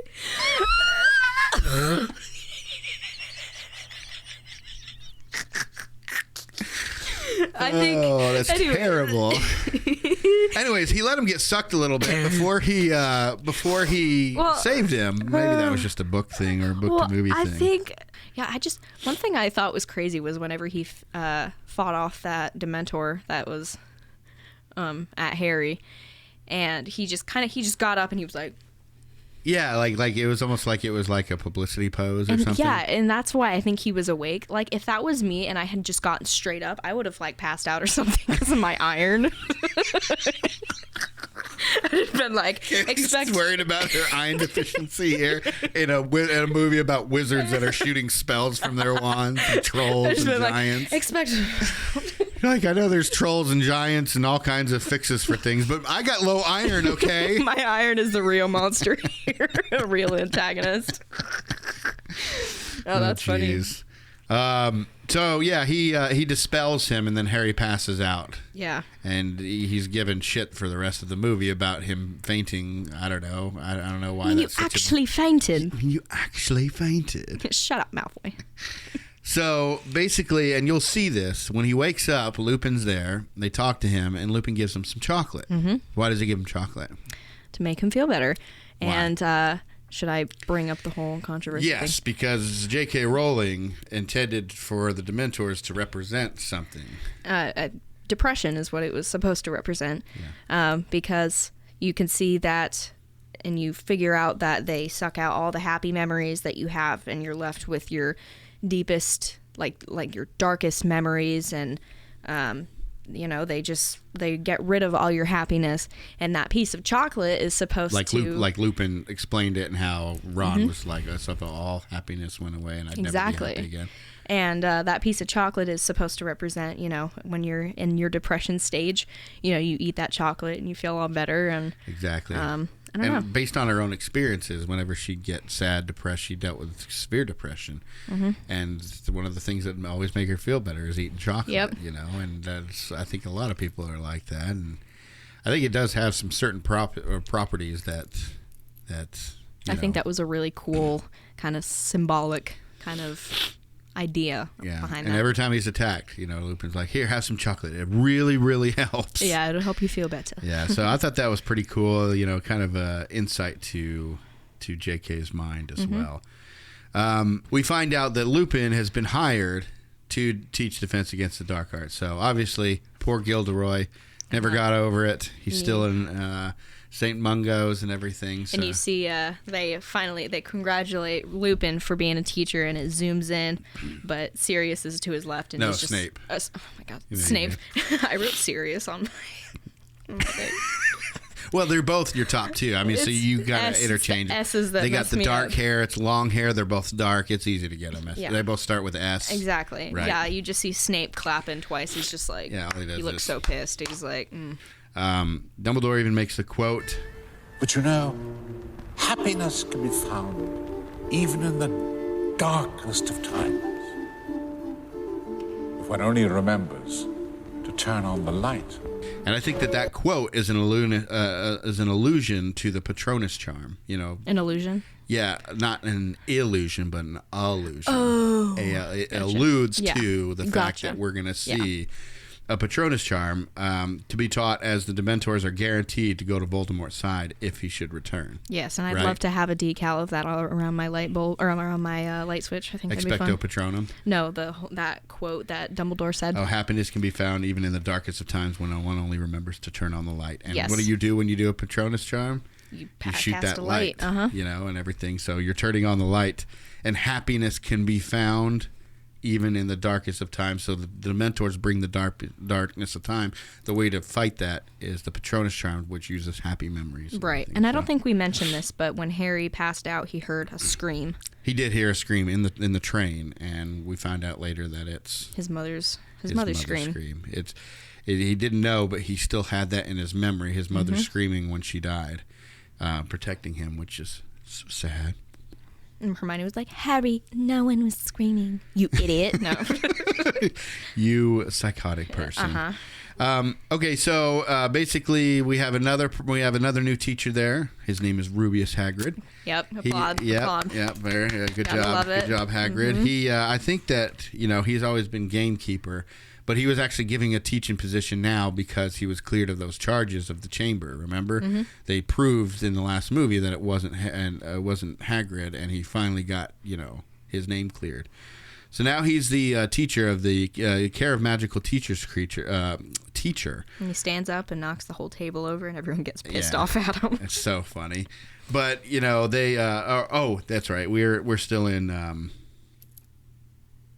We're still in their first class, which is divination. Okay, so we go to divination, and nothing's crazy important here, but the one thing that I did notice is that why didn't Hermione time turn her to the beginning of the class instead of the middle to avoid suspicion?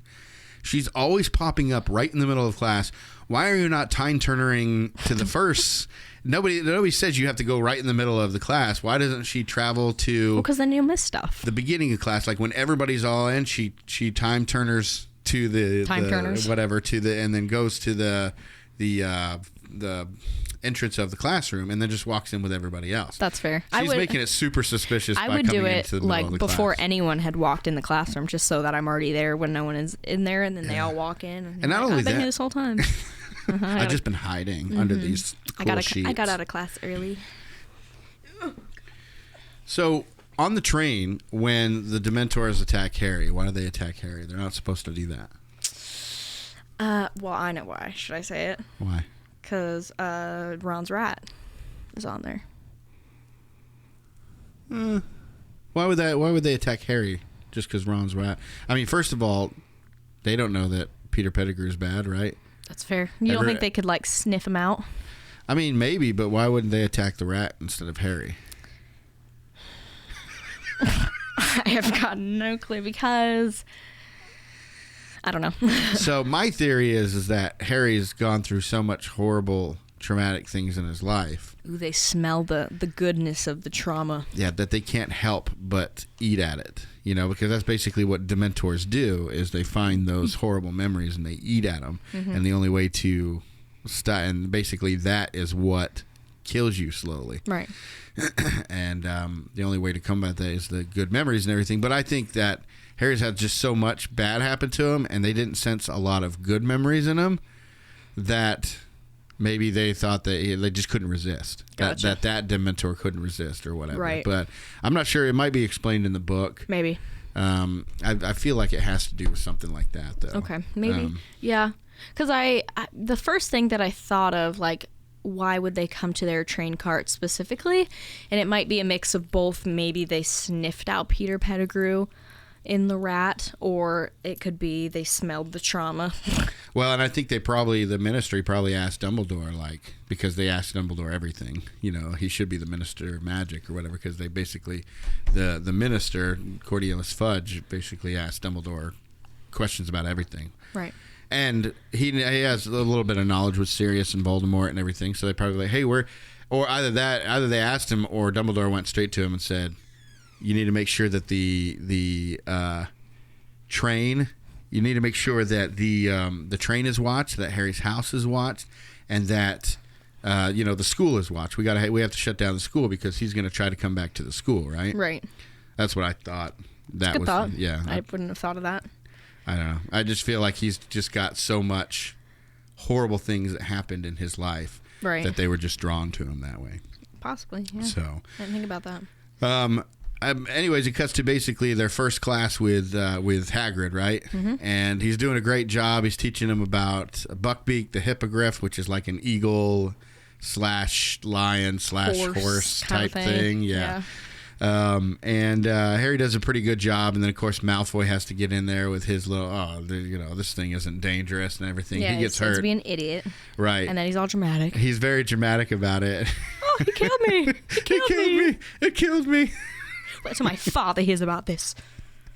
Yeah, that was pretty funny. So, anyways, they have to deal with that, and what we don't know is that because he told his father, Lucius behind the scenes is trying to have Buckbeak killed now. Right.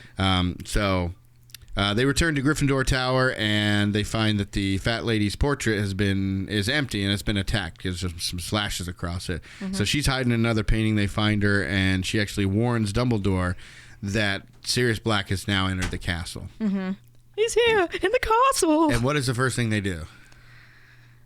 What do you? They freak out. They lock Sirius Black into the castle. Yeah, they lock all the doors. You hear she literally just said he's in the castle. He's like, lock the doors. Dumbledore's like, I know what to make this even worse. Lock we need to lock the kids in with the murderer. Mm-hmm. Not send everybody home like you should have done last movie when the chamber was open.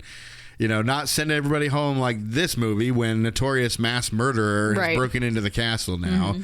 Makes sense. Yeah, the defenses at Hogwarts kind of suck. People keep, anyways. But so they lock everybody in, and that's kind of what I want to get to here. Is we hear a howling as everything's being locked down. Mm-hmm. And at first we just think, it's just for the environment and the eeriness. Yeah, the eeriness of it, the creepiness of it. But there's actually something to that. Oh. Uh-huh. And later on, we hear Snape has taken over the Defense Against the Dark Arts class and makes them learn about werewolves. Now, this is a little petty of Snape. He's doing this on purpose because he wants to expose Lupin, right? He hated all of them. We're not supposed to learn about werewolves for a while now or something like that along those lines. Hermione's like, werewolves? Oh, no, Ron says werewolves. No, Hermione was the one that said werewolves, and then Ron's just the one that's just not paying attention. Yeah, he's not paying attention, and then Snape quickly flips it to that, and Ron goes, werewolves? Oh, you're right. Yeah. I think they both said it. I think so. I think she said it first, and then he finally snapped back to reality. Werewolves? It's like, come on, buddy, pay attention. Yeah, so basically there's a werewolf around and everything. And that's when we get introduced to the infamous quote, turn to page 394. Turn to page 394. So I have a question here. Okay. We'll go ahead and let this out right now just so we can talk about it. But Sirius Black and Remus Lupin, the one who's been hired, they used to be friends. Mm-hmm. So just saying that much, do you think that Dumbledore, and this might have been in the book, like I said, I can't remember this specific part, but do you think Dumbledore hired Lupin because Sirius escaped? Or was it just a random coincidence that he had Lupin in mind to teach this year, and then Sirius happened to escape? I don't think that it can be a coincidence like that. I don't think that he knew that he was going to escape just because... But remember, he escaped at towards the beginning of the summer when they were on their Egypt trip. And so he's had the rest of the summer to find a teacher for Defense Against the Dark Arts. So he hired him after Sirius had escaped. That's what I think, because all we know is he was on the train and Dumbledore announced it in the Great Hall, right? Right. We don't know when he hired him or anything like that, but based on from what I've read and seen in the movie and the books, Sirius actually escaped more towards at least the middle, if not the beginning of the summer, like right after he saw them go to their Egypt trip. So did he see that? I think the only thing that makes sense is that Dumbledore saw that Sirius escaped, and that therefore he knows what Sirius did, or he thinks he knows what he did. Harry's going to need extra protection, and he probably wanted to keep Harry's parents' past from Harry for now until he was a little bit older. But maybe he's thinking, you know what? We need to get through this right now because Sirius is coming. And Harry needs to understand. So maybe I bring Remus in. He can kind of help me keep Harry safe. Okay. And, you know, he had that little bit of history of Sirius, too. So it's good to keep Sirius around. Yeah. Yeah, I don't know. I have no opinions on that. No opinions? I mean, I agree with you. I think that he did. I mean, it would make sense, right? Like, why would Lupin be hired and Sirius Black escapes in the same time frame? Yeah, it's a little sus. A little weird. So they have a Quidditch match. A bunch of Dementors kind of attack Harry, and he falls off his broomstick. When he wakes up, he finds out that the Whomping Willow destroyed his broomstick, and he's like, you know what? Screw this. Mm-hmm. I'm going to go and learn how to fight the Dementors. So yeah, and before all this with before the Quidditch match. No, before Snape taught the Defense Against the Dark Arts class, we actually had. Did I say something? You mean Lupin? No, I mean Snape. Before, the werewolf. Yeah, before that, Lupin had taught in the class about boggarts. Oh, boggarts, that's correct. Was that this time or was that afterwards? I guess it was before. That was before he had come into play. All right, so we learn about boggarts. That's correct. Ridiculous. Very good. A little louder. Very clear. Listen. Ridiculous. This class is ridiculous. Very good. They have to use the spell ridiculous to turn the boggart who has turned into your worst fear into something silly. So it's a way to, like, this whole book is talking about all of J.K. Rowling's mainly, but it could be anybody's experience with depression, anxiety, different things, because you have the Dementors, which represent depression, right? Mm-hmm. You have the boggarts, which represent probably your anxieties, because these turn into what your greatest fear is. Oh, God. Exactly. So what's my greatest fear? And then you have to turn it into something funny, right? So that you can live with it better, so that you can fight it or overcome it or whatever. And the same thing with depression, you just have to kind of deal with it and eat chocolate, and then your good memories help to make it go away and everything. So this is all about overcoming depression and your insecurities and everything. That's like the literary, I think, metaphor that this is going for. But obviously, Lupin thought that Harry's was going to be Voldemort, and it actually turned into a Dementor, which tells Lupin that what Harry fears the most is fear itself, which he says is very smart and everything. So, and when Lupin stands in front, he says ridiculous, and it turned into the moon. Well, first it was. First he goes no, and he jumped in front of him. Mm-hmm. I don't know if he did it because he thought it was a real Dementor, but I guess that they could really hurt them. Maybe. Yeah. So that's why he did. And then suddenly, and in the book, there's like, well, I wonder why Lupin is scared of a crystal ball. Because they just see a round orb. Oh. They don't realize it's the moon and everything. So obviously, if we've been talking about werewolves, now we just said that his biggest fear is the moon. Yeah, you could probably figure out where we're going. You could see the moon and the clouds with it. So. So during a stormy, like I said, a Quidditch match, he gets knocked off and he just decides, okay, and Dumbledore has to save him during that point. With a resto momentum, and has the Dementors after that stay outside the ground, not come near the castle or the field or anything. Mm-hmm. Basically, you guys can be back by the Forbidden Forest. So he needs to learn how to fight the Dementors, and he talks to Lupin about it, and Lupin's like, look, I'll teach you, but not right now because I'm not feeling too well. Let me get past the holidays. And during that talk, he has a talk about his mother and his father. And Lupin lets him know, basically, yeah, I knew them. Your mother was just the most caring person I've ever met, and even for people that didn't deserve it. And I think he was kind of meaning himself, because he sees himself as a monster. But I think he was kind of meaning towards James, too, because James didn't deserve any of that, because James was kind of a dick. Yeah. So anyways, they kind of have, and you got a sense that he has a little bit of information on his parents. And, he does the whole, I knew it was you because of your eyes. You have your mother's eyes, and, something that Harry always hears. So, using the map, I got ahead of myself. So basically, then there's a trip to Hogsmeade, and all the other kids are going, and It seems kind of weird that they just locked down the castle and then suddenly we're doing Hogsmeade trips. Yep. Okay, let's let everybody go out in public. Exactly. So, and leave Harry by himself in the castle. Yeah, good idea. That makes sense, yeah. To where the Sirius is supposed to be, he's already in the castle. So, so anyways, they go to Hogsmeade, and Harry tries to sneak out to Hogsmeade, and he's caught by the twins who see him walking through the snow, and they drag him back. And they give him one of the most powerful magical objects that we have in this series. What is it? Marauders map. He gives him the Marauders map. So what this does is it basically shows the entire grounds of Hogwarts, and it shows where everybody is in it, and shows him all the different secret passages. And for some reason, they decide to give it to Harry and part with it. Why do you think they gave it to him? I don't know. I think that. Obviously they stole it from Filch's office, and Filch took it from the original Marauders. Mm-hmm.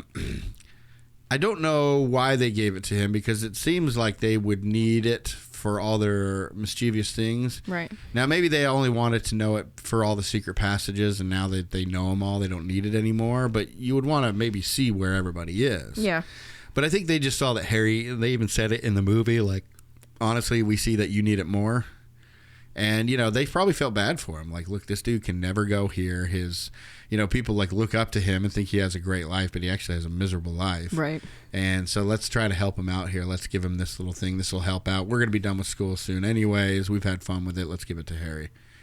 But at the front of it, he says, like, this map will change your life. Basically, to read it, you have to say, I solemnly swear that I am up to no good. And then the map appears, and you can see all the places in Hogwarts and all the people walking around. And to hide it, you say mischief managed. And whenever they say, I solemnly swear I'm up to no good, it presents the Marauders map by Moony, Wormtail, Padfoot, and Prongs. So we're kind of like, yeah, Mr. Moony, Mr. Wormtail, Mr. Padfoot, and Mr. Prongs. Mm-hmm. So we got to figure out who these people are. So he escapes into Hogsmeade, and he kind of meets up with Ron and Hermione, and messes with Draco a bit and everything. They run away screaming like they always do. Mm-hmm. And it's not the first time this movie they're going to do that. Nope. And so anyways, they go back into town, and he's just like out there in front of everybody. He doesn't have a visibility cloak. He's just standing there with Ron and Hermione. Everybody can see him. Everybody knows that Harry's not supposed to be there, but I guess everybody's a G because nobody says anything. Exactly. So anyways, he overhears Madam, what's her name? Madam Mosmarta or something Mosmerta or whatever. Whoever Ron fancies. Yeah. I do not. Him, and then Cornelius Fudge, who's the Minister of Magic, and McGonagall. They start talking about Sirius Black is missing, and Dementors are trying to find him because he's after Harry Potter, and she's like, why? Well, now, years ago, when Harry Potter's parents realised they were marked for death, do you remember? They went into hiding. Few knew where they were. One who did was Sirius Black. And he told you-know-who. Not only did Black lead you-know-who to the Potters that night, but he also killed one of their friends, Peter Pettigrew. Peter Pettigrew? Yes, little lump of a boy, always trailing after Sirius Black. Back then, there was somebody that was leaking information to Voldemort, somebody within the Order, and they didn't know who it was. Sirius Black suspected Lupin, and Lupin suspected Sirius. They were very distrustful towards each other. Well, Peter Pettigrew tried to warn the Potters and might have managed to had he not run into an old friend, Sirius Black. Black was vicious. He didn't kill Pettigrew. He destroyed him. A finger. That's all was left, a finger. Nothing else. Yes. Sirius Black may not have put his hands to the Potters, but he's the reason they're dead. And now he wants to finish what he started. I don't believe it. No, that's not the worst of it. No. What could be worse? Best. Sirius Black was and remains to this day Harry Potter's godfather. So all they found with Peter was a finger, and Sirius was found laughing at the scene, laughing hysterically. And they don't know, well, obviously that's so guilty looking. Yeah, for sure. So after the holidays, Lupin privately teaches Harry how to do a Patronus charm, and he finally finds a memory that's good enough. Gets it on the second try. Yeah, the first time he tried it, it was the first time he rode a broom, which wasn't good enough. But the second time, I think it was like the feeling he had with his parents. It wasn't a true memory, but it was a feeling big enough for that. So there's one divination class that happens where Hermione's insulted and she knocks a crystal ball off or whatever. Anyways, it rolls down the stair. Harry grabs it and takes it back up to the class after class. There's nobody in the class, but then Trelawney grabs him and says that He will return tonight. Sorry? Tonight, he who betrayed his friends, whose heart throbs with murder, shall break free. Innocent blood shall be spilt, and servant and master shall be reunited once more. And before all that, we find out that Scabbers is missing, and also that Hagrid told them that Buckbeak was sentenced for death. Right. And Scabbers is Ron's rat. And he's been missing because the whole movie, Crookshanks, which is Hermione's cat, has been chasing after Ron's rat. And so he keeps thinking that Crookshanks ate it, and that's basically what their whole butting heads is about in this movie, is Crookshanks versus Scabbers, the rat. Yeah. So to support Hagrid, because Buckbeak's going to be executed, they go down to talk with Hagrid, and they leave right before the minister gets there and Dumbledore and all that. And they go and hide outside and run back up to where the castle is and watch the executioner bring down his axe. And we get a great scene of Hermione punching Malfoy in the face. Oh, that was awesome. Yeah, because they wanted to just see Buckbeak be beheaded. Yeah. You foul, loathsome, evil little cockroach! And saw him ostensibly get beheaded. They saw the axe. The axe fall and everything. Mm-hmm. It's not what really happens, but we'll get more into that in a sec. Scabbers bites Ron and runs away, and they chase after him, and he finally catches Scabbers, but then behind Harry and Hermione is Sirius Black as the dog. Or no, that's the Grim, really. It's the Grim. Yeah, so they find this black dog, the same black dog that Harry saw at the beginning at the bus stop is now here in Hogwarts, and he goes after Ron, grabs Ron by the ankle and drags him down into the tree. Harry and Hermione eventually follow. They get into the Shrieking Shack, and that's when they're like, what happened? And Ron's like, it's not the Grim. The dog is him. He's an Animagus. Exactly. So it switches over, and you look at and you see that it's Sirius Black. So Sirius is the dog, and Ron says he's an Animagus. Now, what Animagus are in Harry Potter are witches or wizards that could turn into animals, like McGonagall. She's one because she can turn into a cat. It takes a lot. It takes a very talented witch or wizard to do it. It's very hard to do it, to learn how to do it and everything. And sometimes it takes years. And Sirius Black is a dog, a black shaggy dog or whatever. So they come in, and Lupin comes in, and then you find out that Lupin's kind of cool with Sirius, and you're like, okay, gives him that's a hug. Weird. Mm-hmm. Gives him a hug. Snape comes in and disarms Lupin, or disarms Sirius because Lupin gave Sirius his wand. But they're like, look, Harry has the right to know, and they're like, no, what? And so Harry knows that they have a secret to tell him. So instead of following Snape, he disarms Snape. Well, that's what he should have done, but he actually knocks Snape out, and he's like, finish what you were saying. Enough talk, Remus. Come on, let's kill him. Wait. I did my waiting. 12 years of it. In Azkaban. Very well. Kill him. But wait one more minute. Harry has the right to know why. I know why. You betrayed my parents. You're the reason they're dead. No, Harry, it wasn't him. Somebody did betray your parents, but it was somebody who, until quite recently, I believed to be dead. Who was it then? Peter Pettigrew. And he's in this room right now. Come on, Peter! So the whole time, Scabbers that we've seen in the last few movies has been Peter Pettigrew the whole time. And so what we find out that happened is, one, the Marauders, Messrs. Mooney, Wormtail, Padfoot, and Prongs. They were all best friends in school. And Mr. Mooney is who?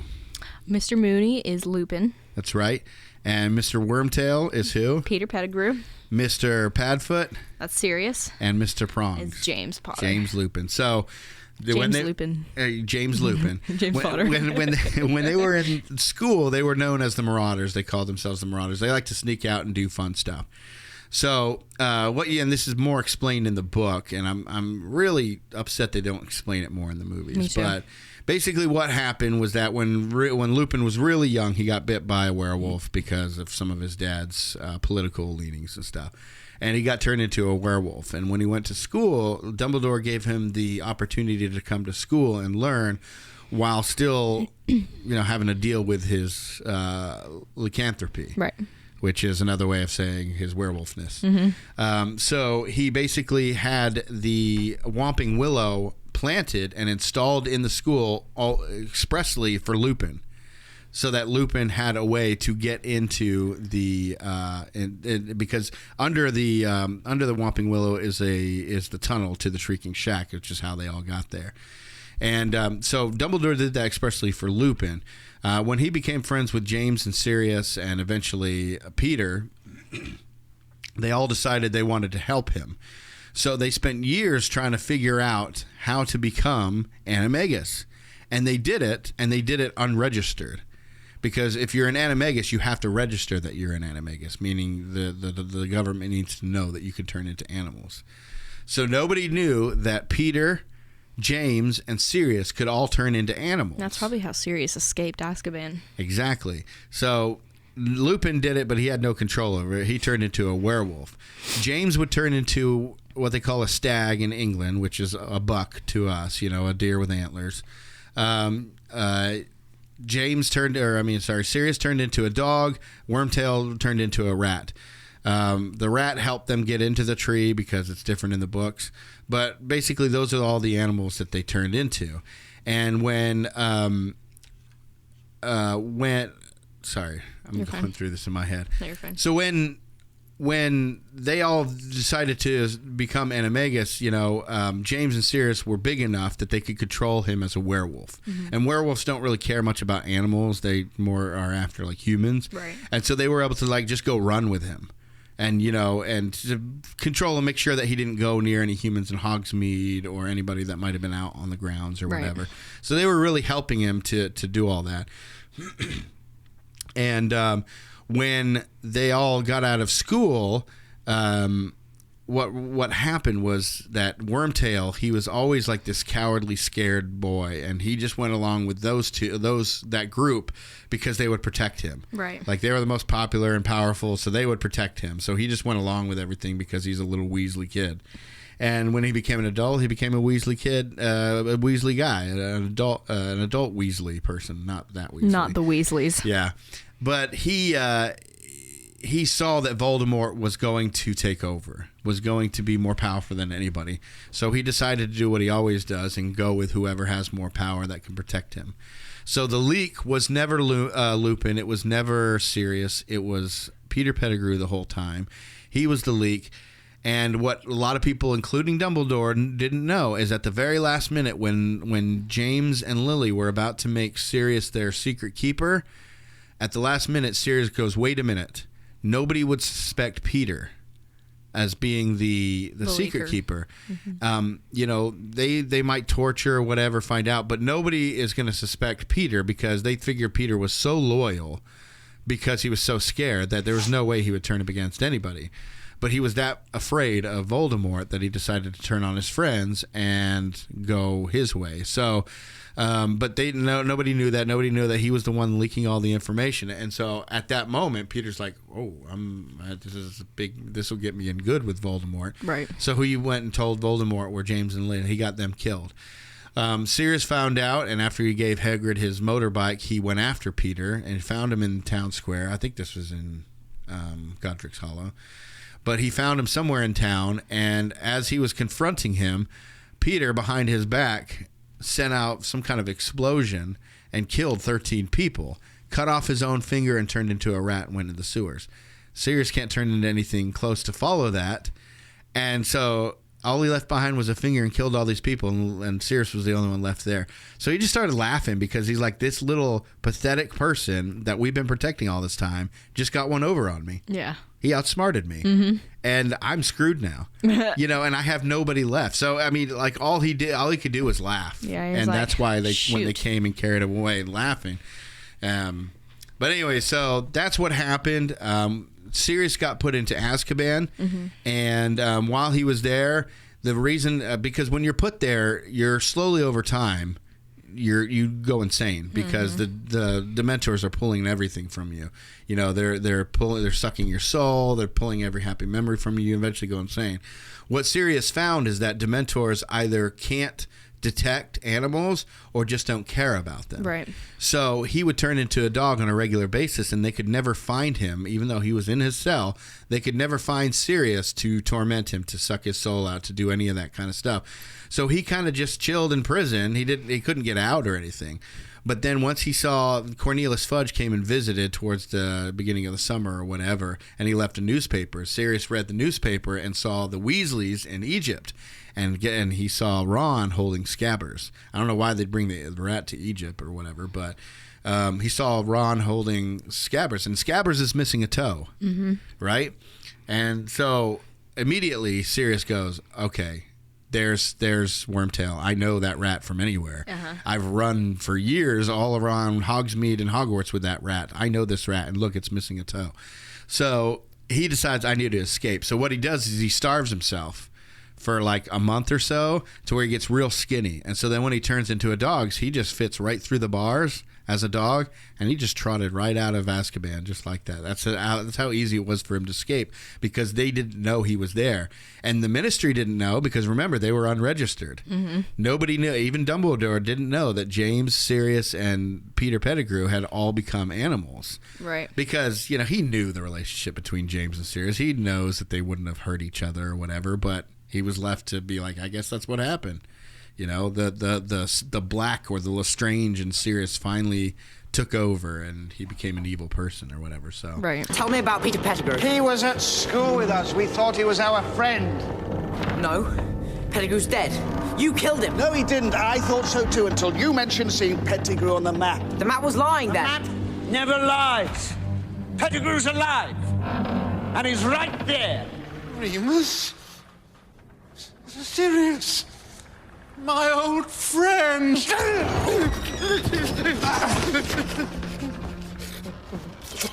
Harry, look at you. You look so much like your father, like James. We were the best of friends, How dare you speak to Harry? How dare you talk about James in front of him? You sold James and Lily to Voldemort, didn't you? I didn't mean to. The Dark Lord, you've no idea the weapons he possesses. I thought you were serious. What would you have done? What would you have done? I would have died! I would have died rather than betray my friends! You should have realized, Peter, that if Voldemort didn't kill you, then we would. Together. No! Harry, this man... I know what he is, but we'll take him to the castle. After that, the Dementors can have you. They get out of the tree, or they get out of the shack. Harry and Sirius decide that they are probably going to live together, and Harry's so excited, and then, of course, the moon happens. Lupin turns into a werewolf. Jeez, this is so long. I know. Lupin turns into a werewolf, and we're off on this adventure. Basically, Snape comes out, and I thought that was pretty cool because I think the director asked what Snape could do in this moment, and Alan Rickman told him it was all right if he stood in front of the kids. Yeah. And I think that right there, for most fans, saw that, and if they knew that like J.K. Rowling was involved in the movies and approved that, or Alan Rickman approved that, or whatever, then at that point they would have been like, okay, Snape's got to be good, because he's like standing in front of these kids protecting them. Even though Harry, shot him off into that bed behind him. Harry just knocked him out, but he's still standing in front of Harry trying to protect him from the werewolf. So another thing that the book goes into that we don't find out about, and I'm not sure if it's this one or Order of the Phoenix. I'm pretty sure it's this one, but when they were younger, they used to bully Snape a lot, and Sirius went a little too far one time, and basically gave Severus Snape enough information to go looking, basically to run right into Lupin as he was turning into a werewolf in the Shrieking Shack.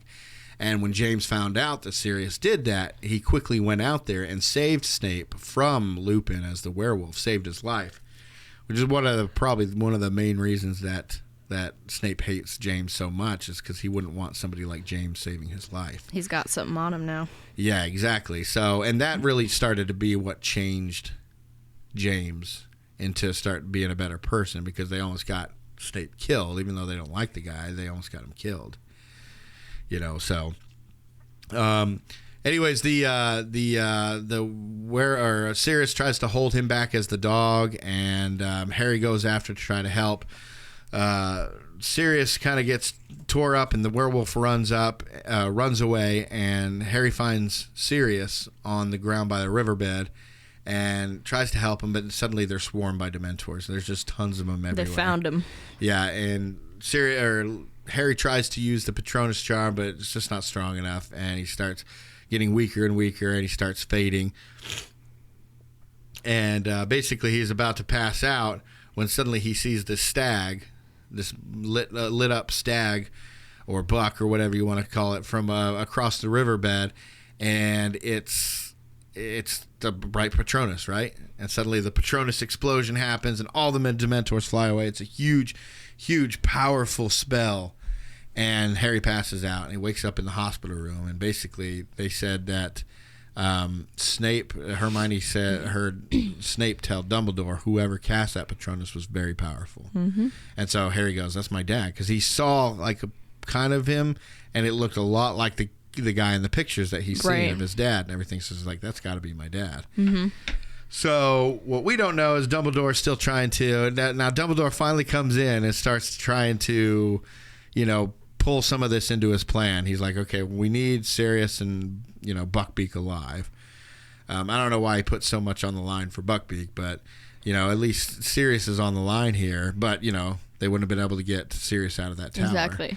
So basically, he tells Hermione and Harry to time travel back and go fix certain things. And so Harry and Ron both find out that Hermione actually has this thing called a time turner that would probably fix all the problems in the entire Harry Potter universe, but that's beside the point. Right. And Harry and because Ron's injured from the dog bite, Harry and Hermione go back in time by themselves, and they kind of relive everything that we just talked about. Mm-hmm. So when they go back in time, the first thing they do is go to Buckbeak's like they did before. But before the executioner can kill Buckbeak, and the past trio doesn't see this happen because there's trees in the way or whatever, but the future Hermione and Harry free Buckbeak and free him into the forest or whatever. Then they go and they wait for them to come out of the tree so they can help Sirius. And but then they go and they see Harry and Sirius being attacked, and he's like, just wait, my father's gonna come. And Hermione's like, nobody's coming, you're dying, Harry. And that's when Harry goes, ugh.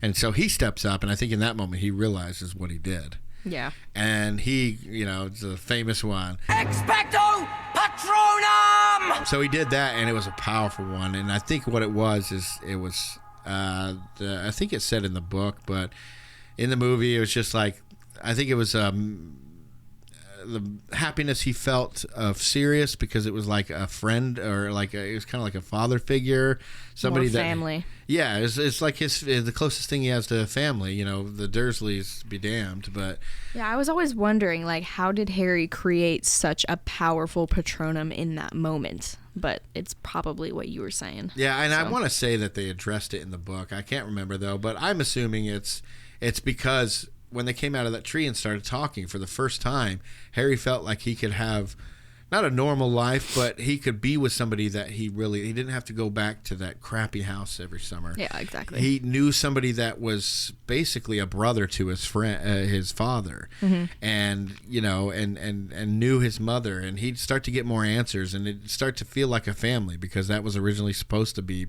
part of his family. Right. Sirius was. It's like Uncle Sirius or whatever. Mm-hmm. But I think that gave him so much, and obviously he has his friends and everything. But I think that was part of it. It showed how much love he automatically had for Sirius, knowing what Sirius meant to James. Right. So after he saved himself, they go back and find Buckbeak. They ride him to the tower, break Sirius out. Using Bombarda. Yeah, using Bombarda Maxima. Or was it just a Bombarda? It was just a Bombarda. Okay. And then they set Sirius free, and he tells Harry basically, like, I'll always be here for you. And he tells Hermione, you're the smartest witch of your age, that type of thing. And then he takes off, and the movie credits roll. No, I'm just kidding. That's it now. No, he takes off, and it's kind of resolved at the end, I guess. Yeah. But they can't prove his innocence because in all the kerfuffle of everything that was going on between Lupin turning into a werewolf and all that, Peter Pettigrew took advantage of the situation, picked up Lupin's wand, and turned himself back into a rat.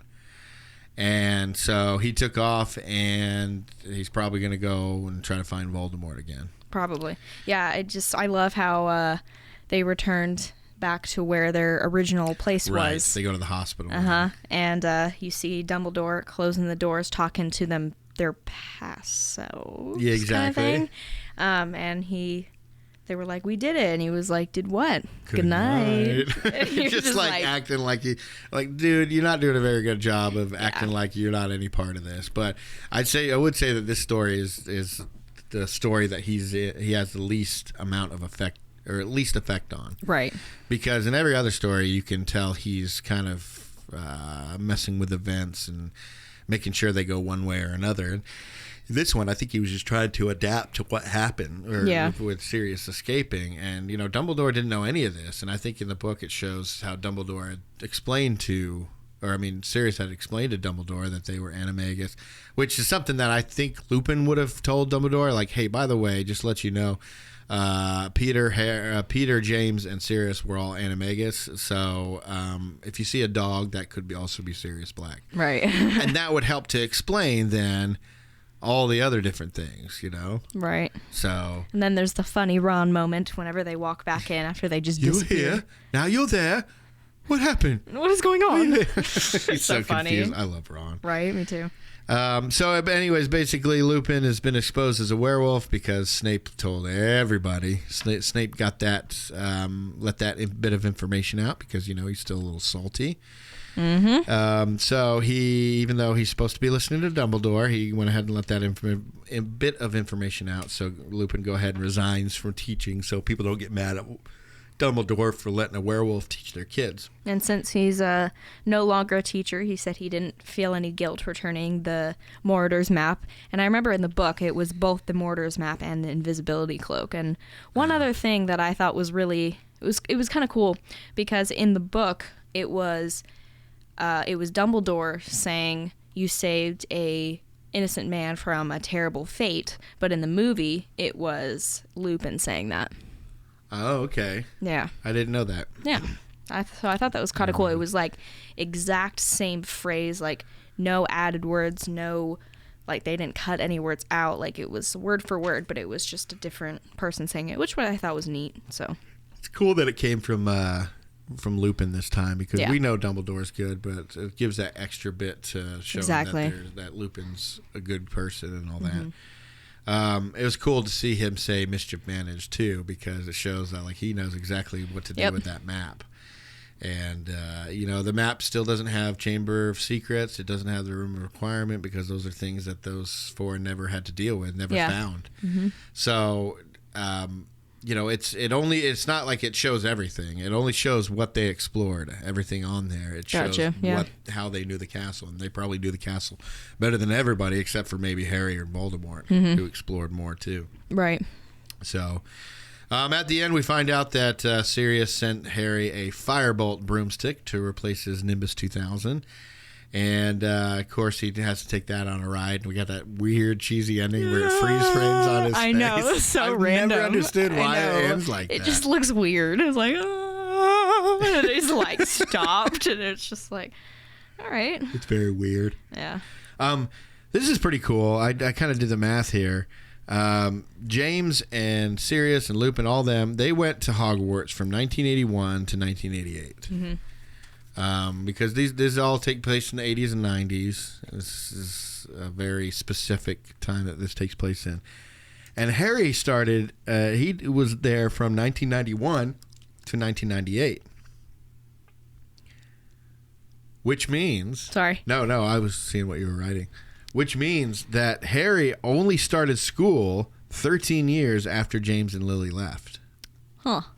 And I felt like there was like, for some reason, I felt there was more time between them. But you think, if they left in 1988 and Harry started in 19... Makes sense. No, I'm sorry. They went from 71 to 78. Yeah. And so if you think from 78 is when Harry and when Sirius and James and everybody graduated. 88's 10 years. Up to 91 is 13 years. So it's been less than 15 years since James and Sirius and the Marauders map and all that stuff happened when Harry comes to school. And it always just feels like it's more of a gap between there. Yeah, I get what you're saying. It's For very sure. weird. And this is the last movie that is scored by John Williams. Really? The last Harry Potter movie that's scored by John Williams. From Goblet of Fire on. I mean, there's still themes, like Hedwig's theme is the main dun, dun, dun, dun, dun, Yeah. dun, dun, dun. That's called Hedwig's theme, and I guess that's reused many times during the movies. But this is really the last one where it was completely scored by John Williams. So Right. I've always loved how the theme music for like the beginning of these, it always starts, it's just got, and you can hear it starts getting darker through each movie. Like I think this movie, you can, what? The last one is like, oh, what? No, but it's really slow though. It's like, it's really slow. Yeah. But I don't know. I always thought it was really neat, and I think this movie, you can really tell that it's changed a lot from the first one. Because the first one, it's very da, da, da, da, it's very upbeat. This and one's a little darker and sinister. Yeah, you can tell it's starting to, and I don't know, I just always thought it was cool that as the movies went on, they got darker. So Have you ever seen Dexter? I've heard of it, but I don't watch it. It has I know my mother watched it. In Dexter, it sounds real close to some of the sounds that they use in the soundtrack. Oh, really?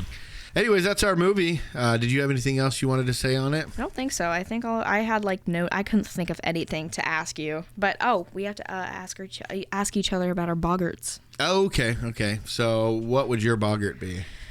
Probably a clown, or I don't know. Probably my iron killing me one day. No, I'm just kidding. Your iron killing you? Yeah.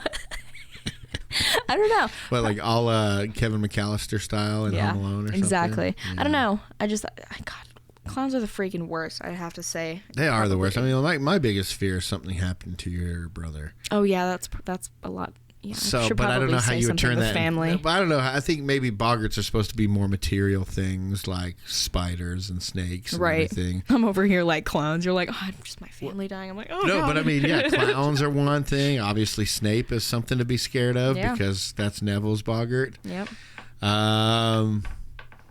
So yours is clowns. So basically, when Parvati turned a snake into a clown, you were just like, turn it back to the snake! I know. Turn it back to the snake! Ridiculous! The snake would be the opposite, because I love snakes. You just turned the snake into a clown and snake, and you're like, oh, that's much better. Exactly. Oh, he's a good snake.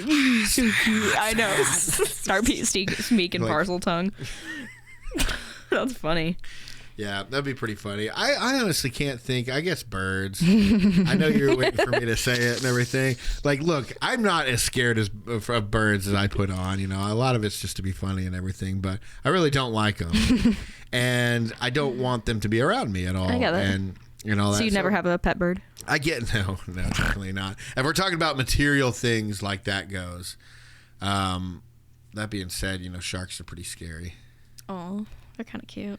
Actually, yeah, that's funny, but I'd be in a boat and I'd see a shark and I'd flip out. I saw somebody like windsurfing, a video of them windsurfing the other day, and they're holding on to the sail or whatever, but they're on the thing, and you have to push the sail down into the water to go forward and everything. And so he's doing that, but you see that there's a shark chasing him. Oh. And he's just like trying to get, and I'm like, man, oh my God, I would climb that rope because so fast. Look, if the wind died, you're stopping. You're screwed. And you're screwed. Uh-huh. I'd be like praying for so much wind. I'm like, just get me off this board even. I'd be crying. I'd be like, oh my God. Oh my God. That's so funny. Okay, so we're moving on to Goblet of Fire next week, and Yep. you will unfortunately not be here for that. Yeah, but I might be here for the very last one. Trying to see if we can work out for that. You know, you had made mention of that, so that's pretty exciting to me. But you won't be here for next week, so do you have anything to say about Goblet of Fire? It's a good movie, but I don't know, something about it. It's good. I like it, but I'm excited to hear about it. What are good parts that you do like about Goblet of Fire? I do really like the Triwizard Tournament. I thought that whole concept was really neat. Really cool. I like to see that we see Voldemort come back. Like you said, he looks better than ever. Do you think he looks better in this movie than any others? I mean, because I rewatched it like a few weeks ago and everything. He looks very slick. He looks so snake-like, and the way he's like moving his hands around. You can hear him open his everything. eyes. It's absolutely disgusting. It's like, yeah, and his eyes, he has snake eyes. Yeah. In all the other movies, he has regular eyes. And I'm like, what? Yeah, he becomes less snaky. What? Oh God, that was so sorry. What? Oh, Jesus Christ. Sorry. I'm gonna do that to save myself now. my headphones half off. All right, cool. Well, I really enjoyed you doing this. Yeah, obviously, it was a lot of fun. I love that you're here, and I love getting to do the things. But I love that you are into talking about these types of things enough to get on the microphone, because it's not easy. It's not. I think it's easy. And if you love something, I love talking. It's easy. I love talking. And if I had to do this podcast on anything else, it would be so miserable. Yeah, I understand. I'm not passionate about that, but I'm passionate about movies. Yeah. So I'm glad you're able to come on and talk with us about that. Give Gungy a break, because he's got baby stuff going on, you know, waiting for the baby to come and dealing with all that kind of stuff. So I was glad we were able to get in here. Definitely listen to our Jaws episode from last week. But the next one that we have coming out, you'll like. Ridiculous. If you guys want to get a hold of us, we're on all social media at The Post Credit Podcast, except for Twitter. We're at The Post Credit. Our email address is thepostcreditpodcast@gmail.com. We have a website. It's www.thepostcreditpodcast.com, and we're on YouTube. We appreciate you guys listening, and we'll see you next time. And I solemnly swear to throw me a wand.